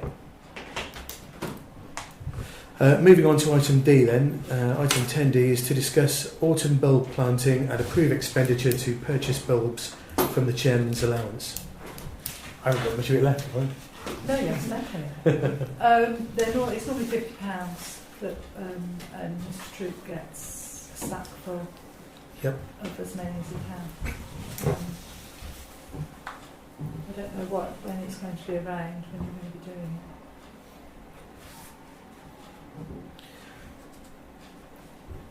it. Okay. Does anybody have any comments on the autumn bulb planting? Something that Mike does, isn't it? Ian? Just a procedural thing, really. Can the chairman have an allowance if it's carpeted? I'm assuming it's agreed at the budget, so it's the chairman's allowed to just whoever the chairman is. I didn't know that it was illegal. I said it is, I'm asking. I don't know, so I'm saying no. I can look at it if you want, but at the moment, this allowance was agreed within this budget. Well, if it It can't might be come worth from, checking the legality of it before I spend any of it. so if it can't come out of the chairman's allowance, then it's a £50 spend that you've got the discretion to. We've got a way to spend from. Sorry? We've got a way to spend from. Okay. Does anybody else have any comments on the bulb planting? Something we do every year. It is. In actual fact, this chairman, whether he was co-opted or not, was actually elected as chairman by the parish council. As a co-opted member of the council. We've got the money. I mean, I'm just saying to make sure it comes in the right place. I've never heard of that. I'll look into it, but I've never heard of that. Okay. Are there any other comments about the bulbs? No, apart from Mike, I'm assuming that Mike is organising it with his map. Well, on my Brixworth calendar, on the page just before the lovely photograph of the chairman's farm, there is there's a lovely photograph of him. Yes, there's penciled in Sunday 11th of October. Is that convenient? Yep. If it is, I expect to see you all there, bright-eyed, bushy-tailed, at 2 o'clock on Sunday, the 11th of October. Oh dear. Yeah, no, I can make it. it's the day after my father's birthday, but that's very little excuse. Yeah, excellent. Sorry? Yeah, that's what I was doing. Sorry. Yeah, the only thing I would say is that it has been raised that the groups of daffodils that came up were sufficiently close together that a mower couldn't get between them, but not far enough apart that the grass, there was still they really needed a bit of maintenance in between. So we perhaps need to look at that, everybody, when we're planting this year. Actually, Joe, can I just finish something? Obviously, when Western Power were doing their works, they dug up that corner there. I'd like to see how the bulbs survived. I've got photographs. Okay, that's fine, because Western Power did say that they would paint some more. Yeah. Well, actually, without telling Western Power this, it was quite an asset them digging it up because they put down very fine soil, which has made it a lot easier to replant the bulbs afterwards. But I've got photographs of that corner. I've got photographs of all the sites that we planted last year. Yes, but that corner was dug up after spring, wasn't it? No. So they've survived then, those bulbs, have they? They put in they reinstated, and they reinstated to such a high level that their soil was easier for me to. So you had to replant the bulbs, did you? No, I replanted some and added extras. It was around about the same time. Right. Okay. So they didn't completely decimate. Don't tell them that. Tell them that their offer of a sponsorship will be greatly appreciated. see what I can say to Jim. But I think being open with him would be best tack. Thanks for the really nice soil. I've got photographs of all the sites, and you can see that corner. I did that corner myself, and it is quite effective. I'll have a word with Jim at Western Power and see what he can do. Okay. If they'd like to sponsor, great. Then we can put it in the Brixworth bulletin. But we're grateful for the sponsorship. Absolutely. Where's the meeting place? Usually cars park in the car park, and I distribute for the bulbs and whatnot. 2 o'clock on Sunday. Excellent. So I'm not sure where that leaves us regarding the option of funding it ourselves, assuming it's legal for us to do so. Well, I think we can take it out of. You've got money in your... got We've got money, we've got an allowance. Yeah. Whether it's you're entitled to it. What I'm saying is, the agenda item is to approve expenditure, but obviously if we get sponsorship, then we may not need to approve the expenditure. So shall we make it, if it's £50 normally, should we approve expenditure of up to £50 then, and hope that it'll be less than that with kind sponsorship? Well, it could be that Western Power just they don't physically give us any money. They just say, here's 20 bags of daffodil bulbs. Here's some bulbs that we dug up earlier. Well, we don't want to have that if we've got to order them for troops. We'll have to order them for troops fairly quickly, isn't it? Yeah. Well, I can speak to Jim tomorrow. So Yeah. Okay. But we need to know fairly soon, because I need to order from Stephen Troop. You only normally get one sack from him, though, do you? How many sacks?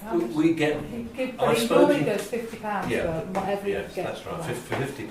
And I've already spoken to him, and he said daffodils are cheaper this year because of the weather this year. So for £50 we'll get enough, put it that way. Is it a sack? Because if Western Power say, well, how many do you get? No, it's 5 sacks, actually. 5 sacks, that's fine. Yeah, that's all No, I just previously need, got. Yeah, Five, that's five. fine. That's what I just need. If you get a ton load, you're going to be having a busy day on the... Well, we don't... 5 sacks is fine for the volunteers we normally get. Okay. So is everybody happy then that we approve expenditure of up to £50 for bulbs? Yes. Yeah? Yeah. Do we need a proposal for that, or are we happy to... Everybody's happy with that? Okay. Item 11A then is to agree to investigate measures to mitigate the risk of open goalpost sockets on St David's and the Ashway playing fields. This is something that you brought up, I believe, Ian, at the maintenance meeting. Yeah. And certainly I've seen the open sockets on St David's since. That's a background, Chairman, I may speak to that. There's been a problem for quite some years where the footballers take their posts out, but it does leave a large socket hole. Now, I know that in the past we had an accident where a young lad caught his foot in one of those when he was running across the playing field, so we supplied the footballers with sockets to fill the gap in, as it were. Now, the trouble is they get pinched.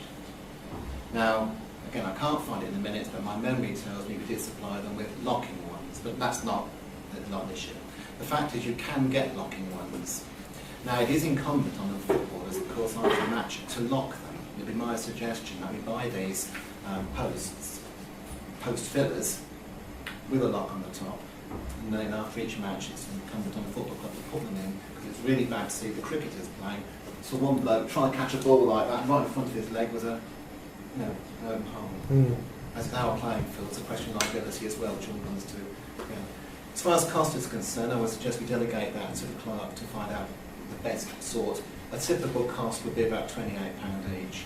Is that for a pair or each individual? Well, I think before we spent £250 before on the set that didn't lock. How do they actually lock in? Do you have to take the other one out? No, they as I once I sent you an example, I believe they fit inside the existing socket, that's the word I'm looking for, yeah. And then there's like a nut on the side, you just tighten it, and then it locks it. And I think the nut itself's got some strange sort of thread, so an ordinary spanner won't fit it. Right. I mean, if you were really going to be there I don't know, with an adjustable span and a welding kit. Yes, you could get them out and pinch them, you could. Yeah. Nothing is 100% safe. At least we've made an effort to make that recreation ground safe, and that's what I'm just trying to make. So it's a deterrent against casual... yes, and someone who's just running along and catches their foot in that hole. Yeah. Because now they sometimes remove all 4 of them, there's 4 holes left. You've got 4 chances of someone catching your foot. Yeah. Does anybody else have any comments on that? No? Pardon? Okay, well, thank you for coming. I personally think it's a great idea. You know, I noticed the open sockets on St David's and the Ashway where we removed the goalposts. And obviously a lot of people walk their dogs, and a dog's leg has a far greater chance of disappearing down those holes than a person's, I think. So I think it's definitely worth looking into. I mean, certainly on the Ashway we can manage those because the goals stay up, and then it would be when they come out we will put the lockable things in. But with regards to St David's, we'd have to make sure that All Saints do that and do, because I have been trying to speak to them about if they haven't got just any caps, I'll get some more so that they can just cover them, but they're not even responding to them. Are they still going, in fact? There's a talk of them breaking up, wasn't there? Well, yeah, at the minute there's no communication with them whatsoever. Probably why. There's nobody in charge of it. Really? Communication with All Saints. There's no committee. There wasn't until... Okay, thanks very much for coming. That may be it, because we'd have to make sure that they do. Yeah. Won't we? But if they don't, then presumably the risk is on them, not on us. So I'd rather there be no risk at all. Do we know whether they remove their goalposts after every game, or do they do it during the winter like we do? Well, they're being removed at the moment, because obviously they've got cricket, and one is, within the boundary area. Right. So when I was up there last week, one was taken out, which wasn't part of the boundary, so I don't know why that one was out and the other one's still in. But I think they do remove them more. So it wouldn't be feasible for, say, Mark to come round and insert the locking sockets afterwards, if they're doing it regularly? Yeah. But at the minute, I mean, I've had 2 or 3 conversations with them. I did ask them about locking them, if they'd ever had them before, they couldn't remember, and they didn't. But I also said if you need more, not just bits that you put over that aren't lockable, let me know. But like I say, I haven't heard anything, so whether they are in a bit of turmoil at the moment.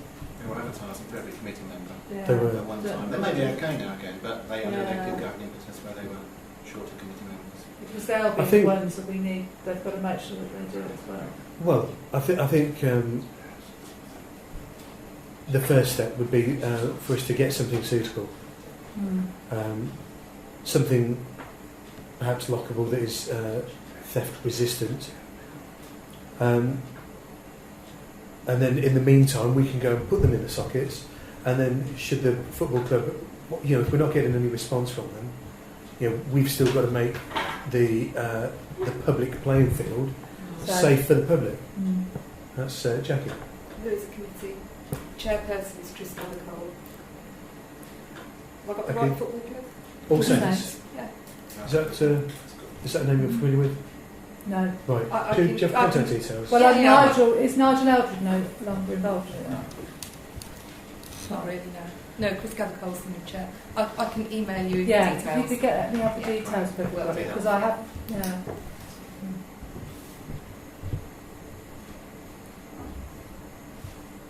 Okay. So then you will email the chairman of the of All Saints. Yeah. Once you've got his details. In the meantime, can we agree that the clerk will investigate the cost of locking sockets for all the goal posts on St David's and the Ashway? And that's right. Is everybody happy with that? Yeah. Yes. Yep. Excellent. That's everybody. Item 12 is to receive an update from the Chairman's Media Advisory Group and to approve the formation of a Media and Communications Committee to take over from the Chairman's Media Advisory Group. Do you want to do the update, Peter? Okay, the Chairman's Media Advisory Group met on the 15th of September, and in view of feedback from the last council meeting, as Alex says, they would like to recommend the formation of a Media and Communications Committee with full terms of reference and responsibilities for the social media and the editing of the Parish Council newsletter. Does that need to be voted on here and there? Or? Well, yeah, I mean, we did have a list of articles that we were going to discuss as well. Okay, look to read those out. Okay, for the December edition of the bulletin, we'd like to forward about including for the chairman's chat an article about Cecile's attendance at the parish council meeting and the October parish surgery. Write up some comment topics about what was discussed with the chief constable when he did the walk around in August. Whether David and Stephen would like to include some planning items, including the appeal decision for the 130 Northampton Road planning decision. To highlight the parish surgeries, increase the awareness of the surgeries and the sort of issues that are raised, i.e. bringing grass, cutting verges, the cutting of verges in-house. Sandra is going to provide an update from the DCC regarding the log fouling initiative and an article to show how the parish council communicate with other parish and town councils. I thought it was a good article. And again, Sandra would include an article on the traffic wardens and the parking issues in Brixworth when she gets around to it, when she gets the time to do it. So really, is there any other items which the councillors would like to include in that December version of the December edition of the bulletin? If they could let Anna know. When do we have to have it then? What's the date? We have to have it 25th of October. 25th of October.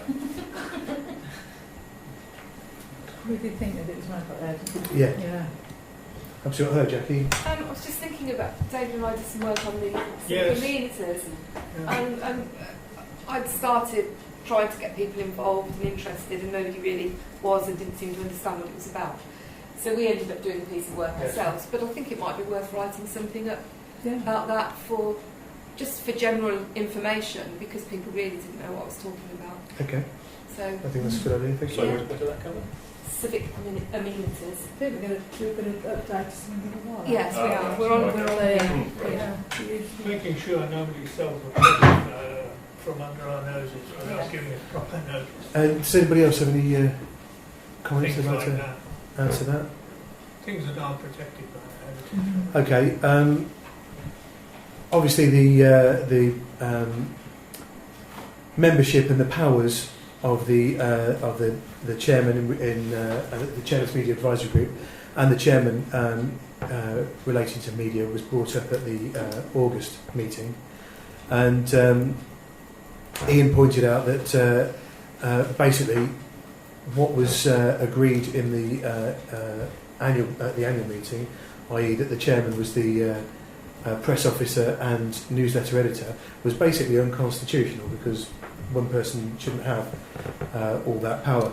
So looking at what other parish councils have done, and bearing in mind that often bulletin article or items for the parish council newsletter in the bulletin are time sensitive and may need to be written after the last parish council meeting before the deadline, as in the case of the planning application for 130 last time and the Police and Crime Commissioner's visit. We thought it might be a good idea to have a Media and Communications Committee which can then take responsibility and have powers to publish in the parish council's name. Obviously, circulating published materials to members in advance where practical. Does anybody have any comments on that? At all, Ian? I just want to start the ball rolling. I perhaps feel obliged to make a comment. I welcome the step towards openness. I thump the table continuously metaphorically over openness and transparency, and I think it's a very, very good step towards that. It's no disrespect to the work of the group, certainly no disrespect to the chairman himself and the onerous task he was hoisted upon him, shall we say. I certainly welcome and support the formation of a committee to do this, where the public can visit if they wish, and any member of the council who feels they can constructively contribute, they can attend as well. I certainly welcome that, and thank you for the thought you put to it. Okay, thank you, Ian. Does anybody else have any comments? Second comments required. Okay, thank you. Well, in that case, if there are no other comments, would anybody like to make a proposal on the matter? If nobody does, I will. Oh, Ian, thank you. Okay. Do we need to decide membership now as well? Well, I think if you agree that you're going to have a committee, then then we can move forward, because you don't really want to be waiting. Well, I'm assuming that you don't want to wait until your AGM to do this. No, I think not. Yeah. So, is there anybody that would like to contribute and would like to be part of the? the? You've got to propose it. Do you want a second and then the voting? Yeah, sorry. All right. Yeah. First of all, the formation. I beg your pardon. Yeah. So Ian's proposed it. Steve seconded it. All those in favour of forming the Media and Communications Committee? As everybody. Okay, then. Who has an interest in being on the committee? When Ian? you say being on the committee, it's not just going to be, I'll sit. I think there has to be, if you're going to be on the committee, you're going to actively contribute. You're not just going to turn up when you feel like it. For me, this is a commitment. Social media today is really, really important. We've said, obviously, every councillor will have the opportunity to see the articles, etc., etc. So do you see what I'm saying? I do. I'm not going to be interested in being part of a committee where 2 people out of 6 end up doing all of the articles, and the other 4 people are just sitting there doing nothing. Well, that flies in the formation. It flies in the face of the formation of the committee. Doesn't it? I completely agree with your points and the points that Ian made. That it should be open to anybody who's willing to constructively contribute. Yeah. But obviously, as we're all aware, particularly with the newsletter and the bulletin, we're dealing with very, very real deadlines. So we have to have a high level of commitment because we need to meet regularly and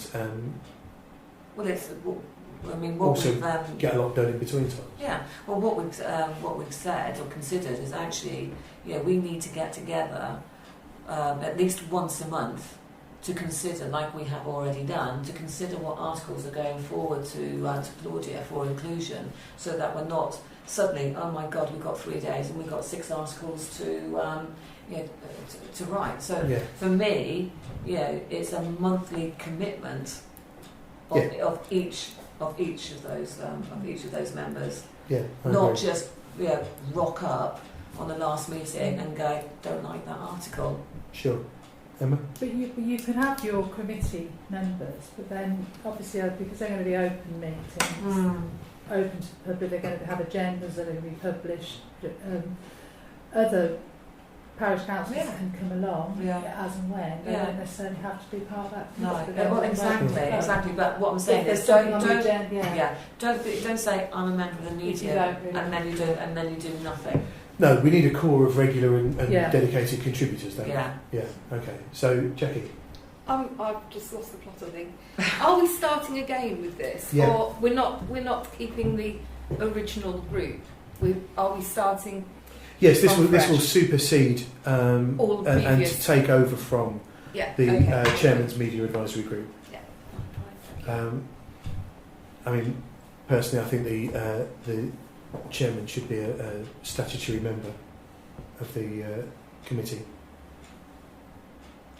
Does it say in our whatever document it is, that it's the chair and the clerk are statutory members or something. Is it not? What, of committees? Not of the media.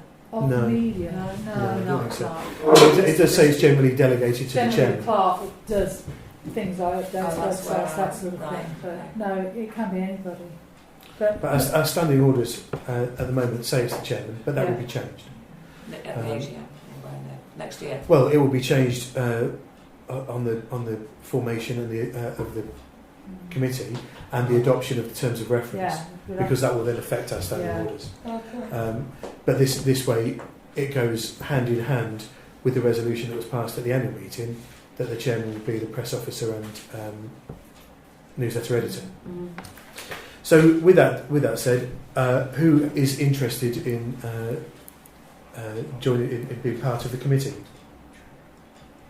Anyone at all? Ian, thank you. Anyone else? Sandra, thank you. Peter. Anybody else? No. Looking at Jackie. Yeah, I'm kind of considering, because I've already got doing a lot of things, and I enjoy writing. I do a lot of writing, so I could do that bit. Fantastic. That's great. That's what we'll need. Sadly, no, I just like writing things, but I'm not sure that I can manage every month because I'm already on 3 of them. Well, by all means, come to a later meeting and say, I'm happy to write stuff.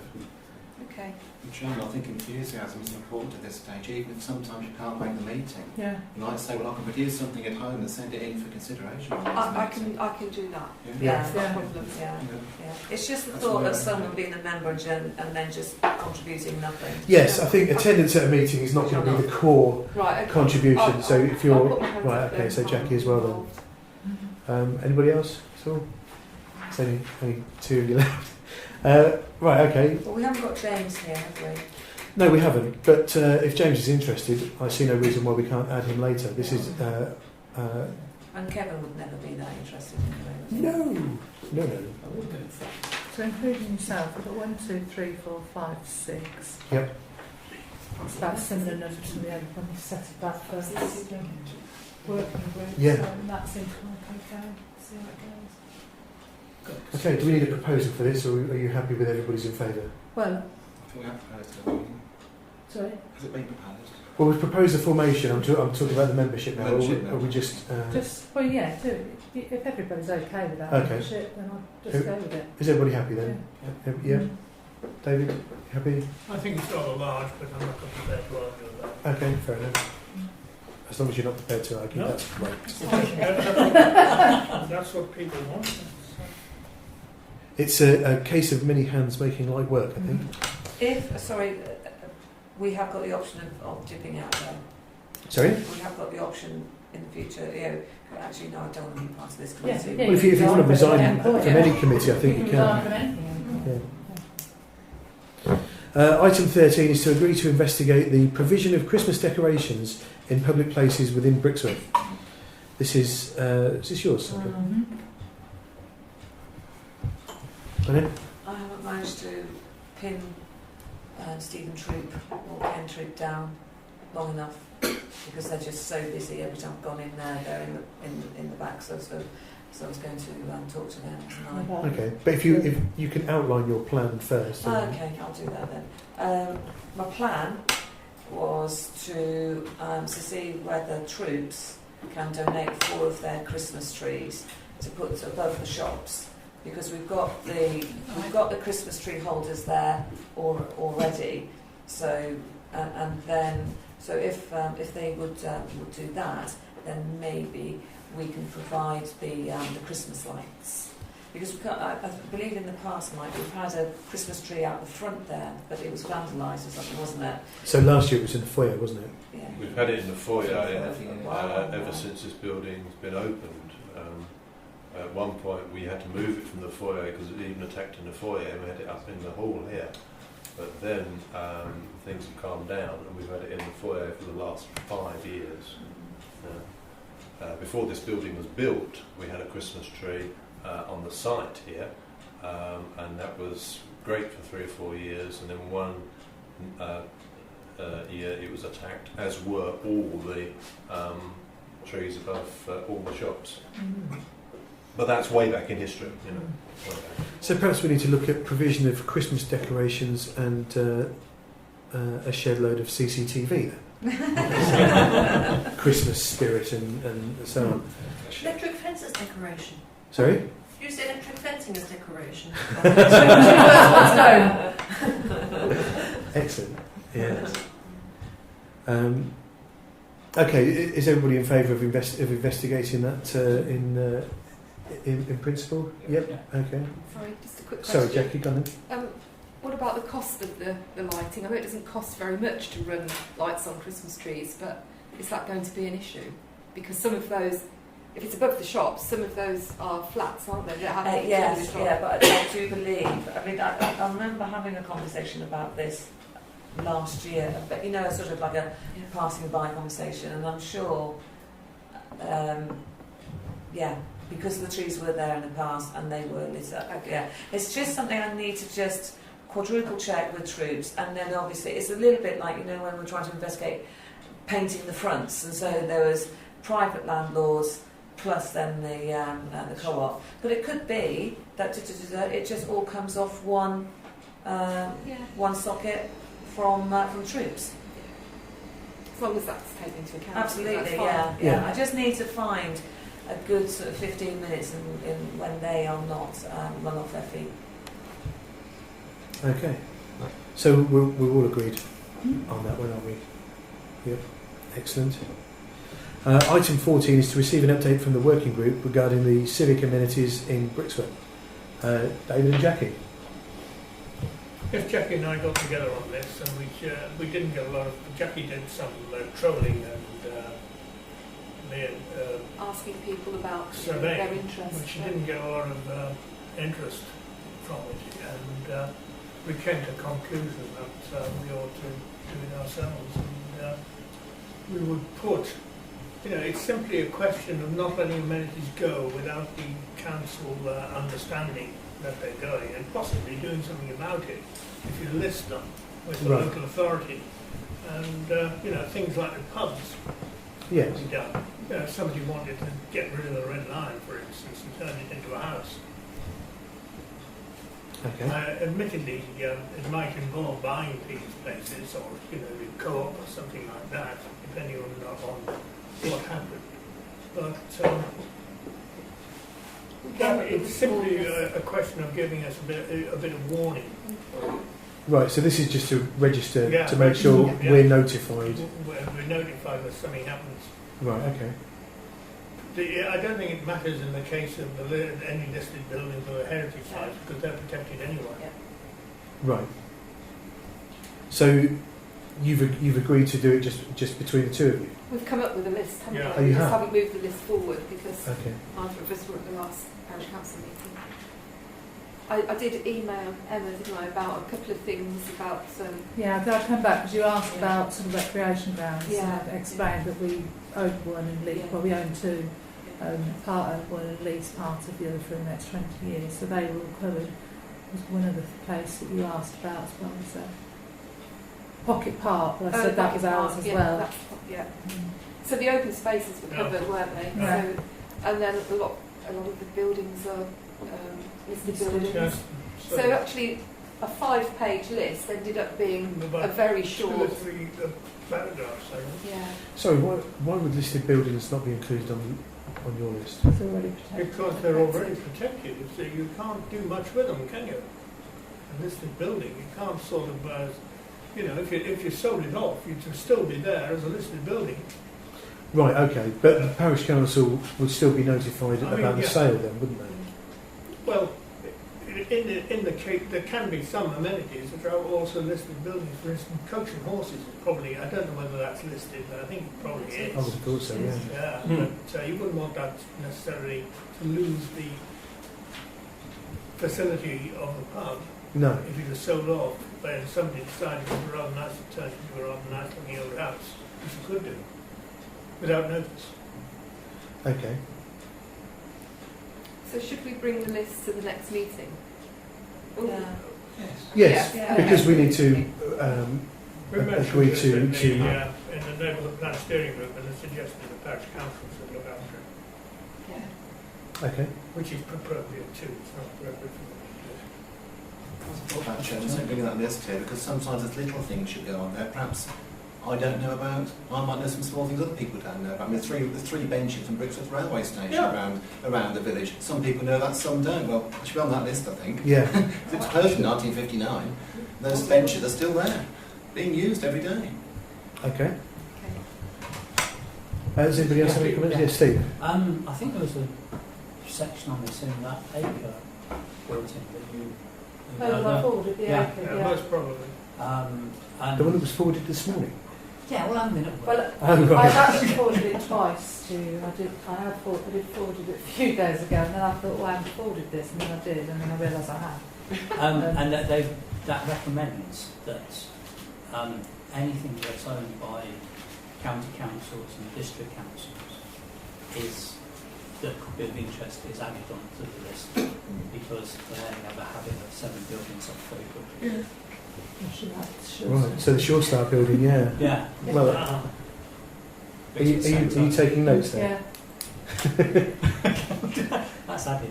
Excellent. Yeah. Okay. Are there any other questions or comments for David and Jackie? No. Excellent. Okay. Thank you very much for your report.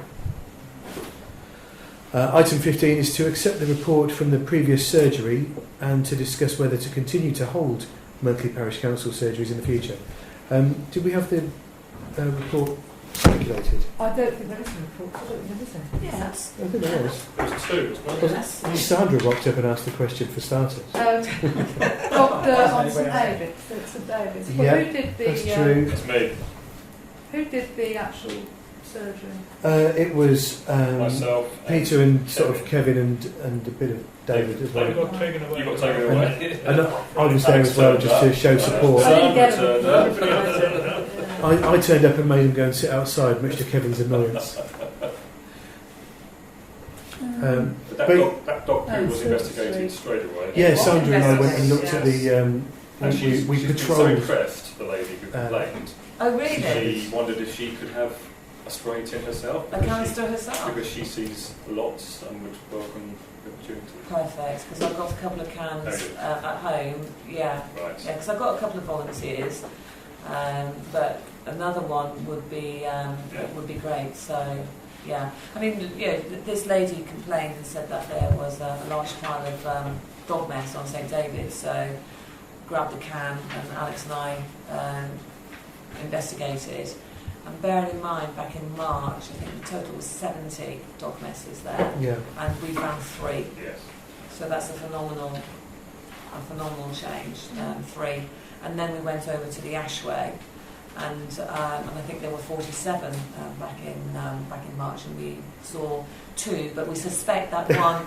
We closely examined one, didn't we? We were on our knees examining this one. We weren't quite sure if it was a squirrel. Or a very, very tiny chihuahua. But it didn't look like a Great Dane. No. So, yeah, and then the next day... You take your responsibilities very seriously. Very, very seriously. And then the next day, in fact I met up with you, and I did the footpaths, and again, back in March, I think there was a total of 17, and there was 1.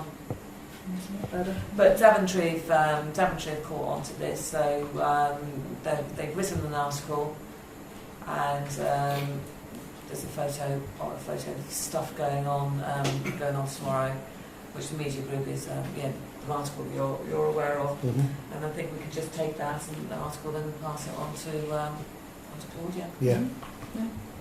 But they're very happy. Was that the only? There's something about Silver Street, double yellow lines, but obviously we've covered that. Yes. Yes, that There was was Roger. There was this one as well. The swearing at football matches on the Ashway. Yeah. We had that last time. Yeah, that's I We don't. covered that Yeah. one last time. Yeah.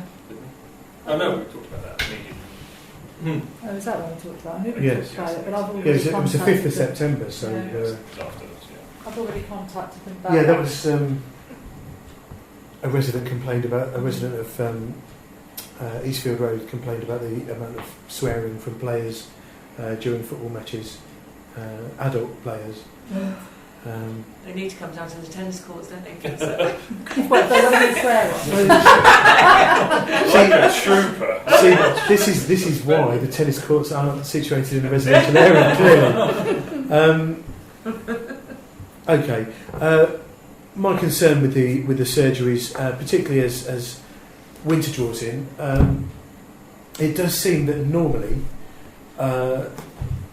we only get a lot of comments. We, as in the councillors holding the surgeries, only get a lot of comments if we're sat outside where people can see us. I'm aware of one recent example where Jackie and Sandra got a record turnout somehow.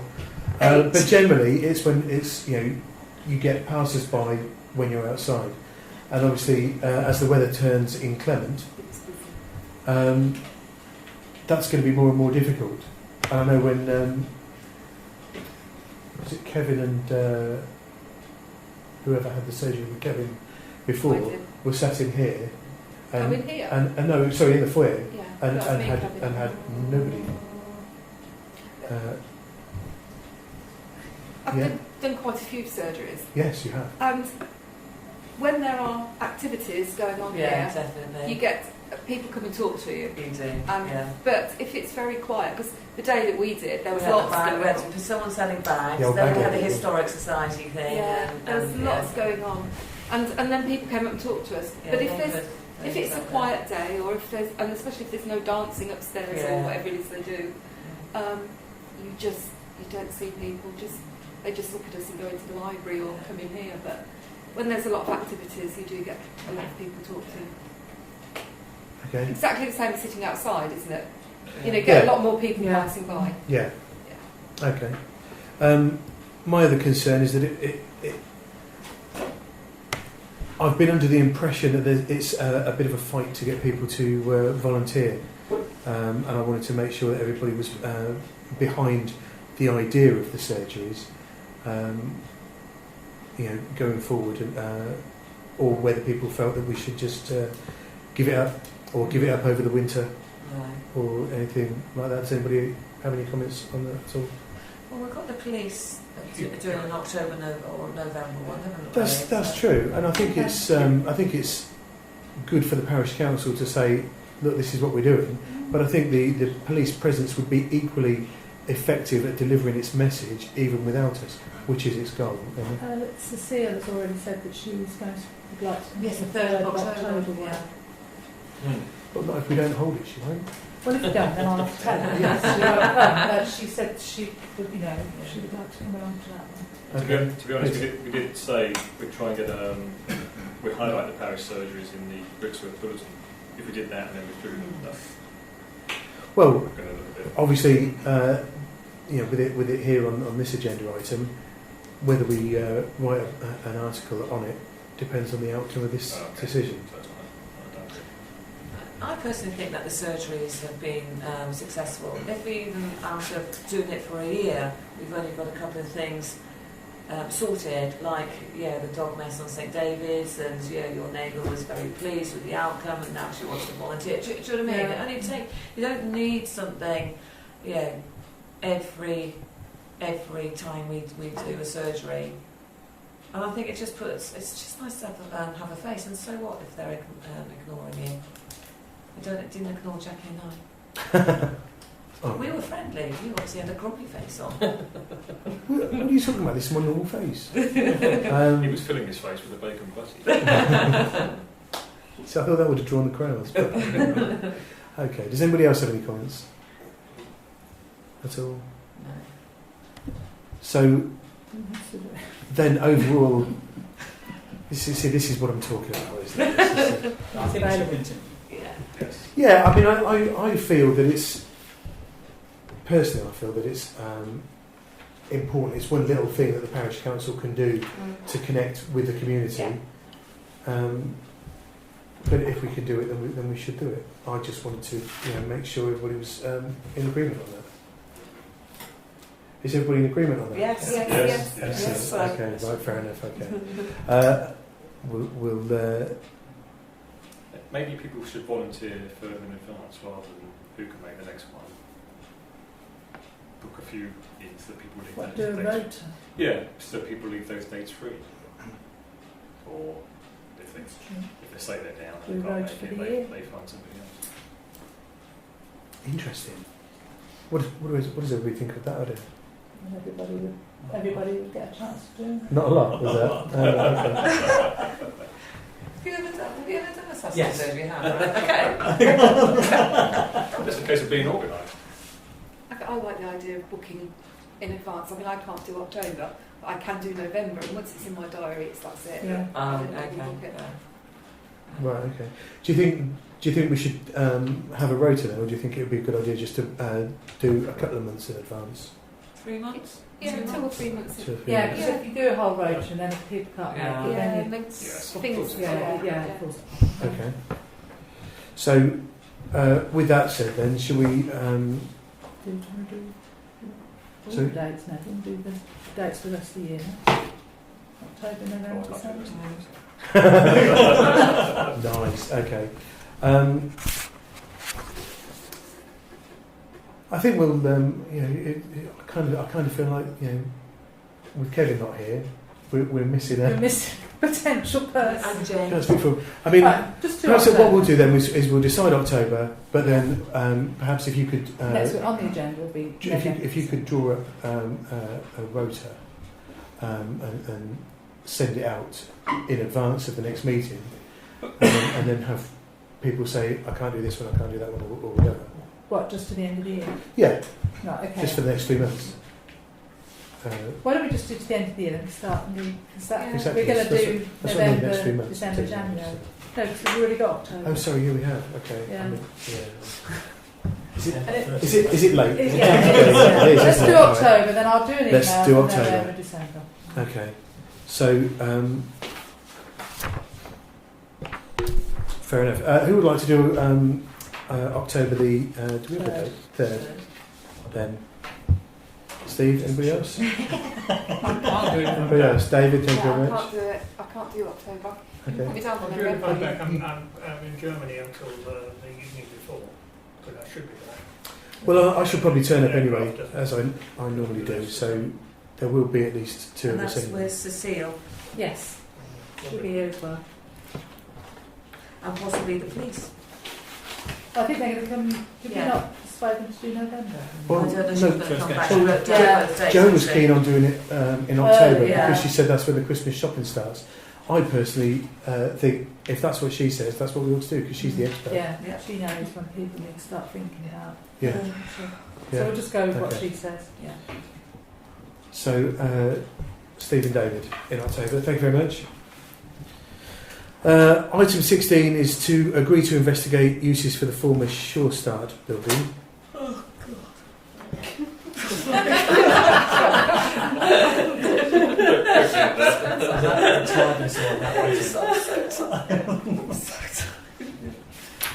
Okay. This is important.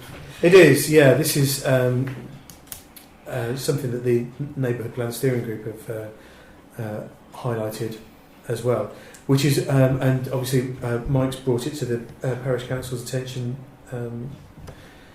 before as well. We've basically got an empty building which previously went to Bracken Ruin and had to have £250,000 spent on it. And now it's empty again. And the Department for Education, it seems, are saying because we spent the money, Yeah, we want it. it can only be used for things that we want to use it for. What about Shore Start? No, not that. Other things. So it's a bit. There are other things, Mr. Chairman. That's the point. Well, yeah. I mean, it's basically what they're saying now is children's activities, isn't it? But there are a number that we're aware of. But we need to have a meeting with someone in authority from the county council who has decision-making ability. This has gone on far too long. In December, the county knew they were going to vacate that building. We come up to October. 10 months, nothing has happened. Nothing's happened in 10 months. And that building will deteriorate very quickly. I've got a plan of the building, and the only way I can get any action from the county council is to ring them up and say, I want a freedom of information request logged with you now. This is my name, this is my date that I'm doing it, and then they fall over and they do it because they know they've got to. But the same, rough tactics must be used to the county council, saying we want an officer to attend a meeting and give a range of this, an officer with decision-making ability to talk about something which is all of us as ratepayers have contributed towards, and just to let it go to rack and ruin is not acceptable. No, it's it's not. NPSG's we've written to Cecile to get her. Well, Cecile's the obvious person, Yeah. but nothing's happened. Heather Smith is the Vice Chairman of the County Council. She's also the Chairman of the Young People Services. It's on her brief. She hasn't done anything. We've now got to put strong guns and send a real letter saying, do you want us to convene a meeting, in which case will you attend? If not, we'll come up to County Hall to have a meeting there. Ideally, we want to have a meeting in the Shore Start building. A lot of people have never been in there. I've never been in there. Well, that's the first thing that needs to be rectified, to see what is available. Yeah. The furniture was removed, but the furnishings, the walls, the paintings, everything, the decoration is first class. It's an opportunity there. And we're talking about 13 degree investigate provision, the civic amenities. This is the classic civic amenity, isn't it, on our doorstep? And the county's just content to do nothing. Heather Smith. Well, what the I think critical path is to kick the county, where it hurts, and make them find pay out attention. where people That is live. what's happening, what you're talking about. Yeah, so we had no formal communication to any group whatsoever. I've only heard through talking to Kate Knight. She's got a contact to County Council who tells you that, yes, the money's got to be used for educational or children use. Well, that can happen. That can happen. We can set up a charitable trust which runs this building. Yeah. You could run that building as well, or a separate charitable trust, and you can think of 3 educational uses for that building just like that, without even consulting anybody. U3A, for example, need meetings for educational use for adults. We've got the church choir, we've got the church toddlers group that at the moment want to use it for that side. The facilities would have been ideal to be used for the festival, wouldn't they? Yeah. You don't have to scratch around for ideas. We know uses for the building. The building is there. Why is nothing happening? My concern is that it will deteriorate very rapidly Well, it will, through the won't winter. Exactly, But yes. Like the last one did.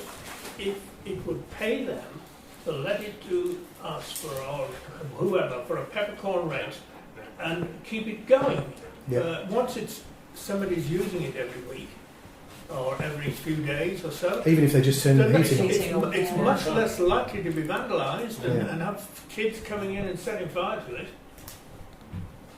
So that's really what needs to be done. But we haven't yet heard back from Cecile.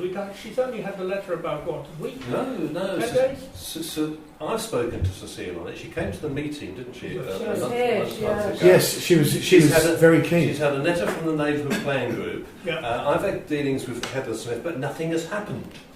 Who is this person, Heather Smith? Heather Smith is the Vice Chairman of the County Council, and she's Chairman of Young People Services. It's under her brief. You get as much And cheddar she as wrote as to I've me, got out of a she transport sent an fee. email to me way back in April saying that she was going to consult on the future of the building. And what's happened? Nothing. But I've got her email. I can pass it on to Emma. What's the best way of proceeding now, having got Heather Smith?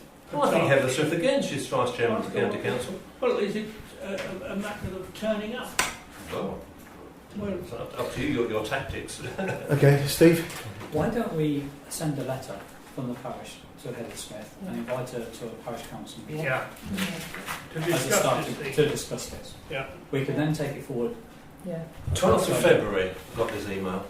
Yeah, well, it's a bit long to give us a reply, isn't it? So Yeah. I think it's time we asked her and said I will ensure the parish council is contacted about this building. Nothing She else. emailed on 12th of February. Okay. We can refer to I'll- that email. Yeah. I like that idea, Steve. Yeah. I like that a lot. Does anybody else have any comments? I think that's the way to go. Yeah. The NPSG's already gone to Cecile, so we go this woman directly. Yeah. Okay. But we've got to get our skates that on proposal? because Yeah. it's approaching. Go around the houses. So is everybody on board with that? Sandra, You got a are you happy with that? Yeah, I am. I'm interested in the freedom of information thing. And Yes, but whether that's we- something we can do as individuals. whether we That's not can, as well, that But, adds to the promise back in February that they would contact the parish council. If we just arm ourselves with enough information to say you haven't done anything, you are acting irresponsibly. Blah, blah, blah. well. If we just invite her to a meeting and express our concerns in the first, as Stephen proposed. Yeah.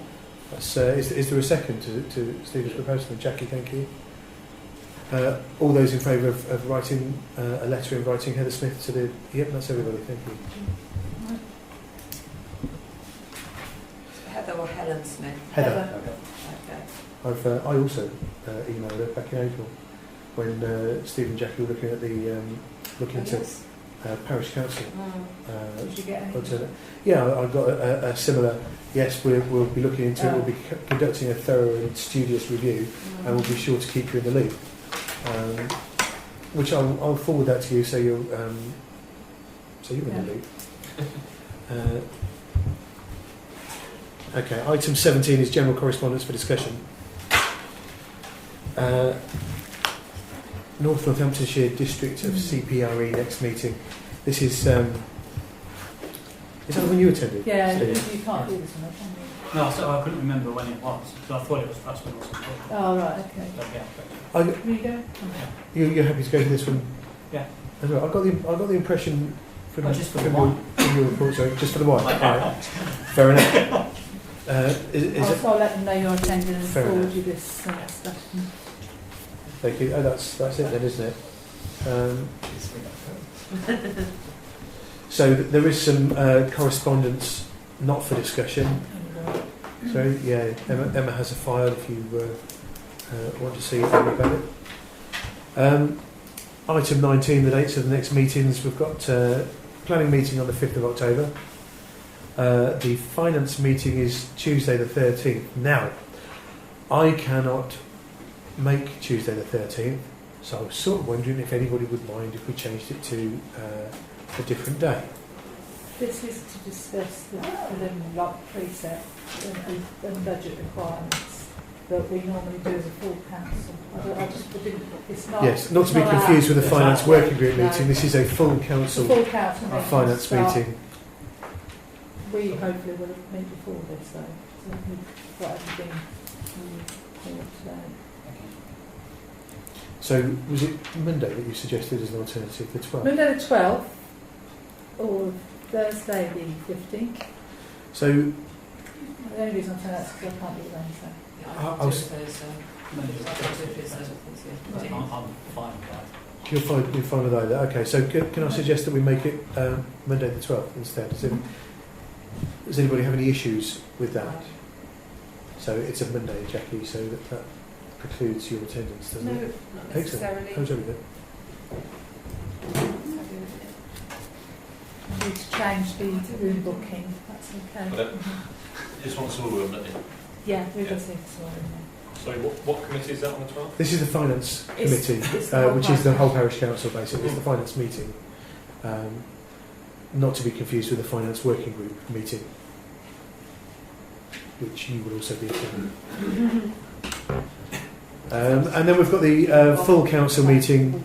Next full council meeting is Tuesday the 27th of October. Urgent matters for report only. Emma? Just a reminder about the Barrett's meeting on the 2nd of October. I didn't get a huge uptake on who wanted to go to, but I do know that Kevin is going as part of, although he's as part of the neighbourhood plan, but he is going as a councillor. Part of every hat he wears.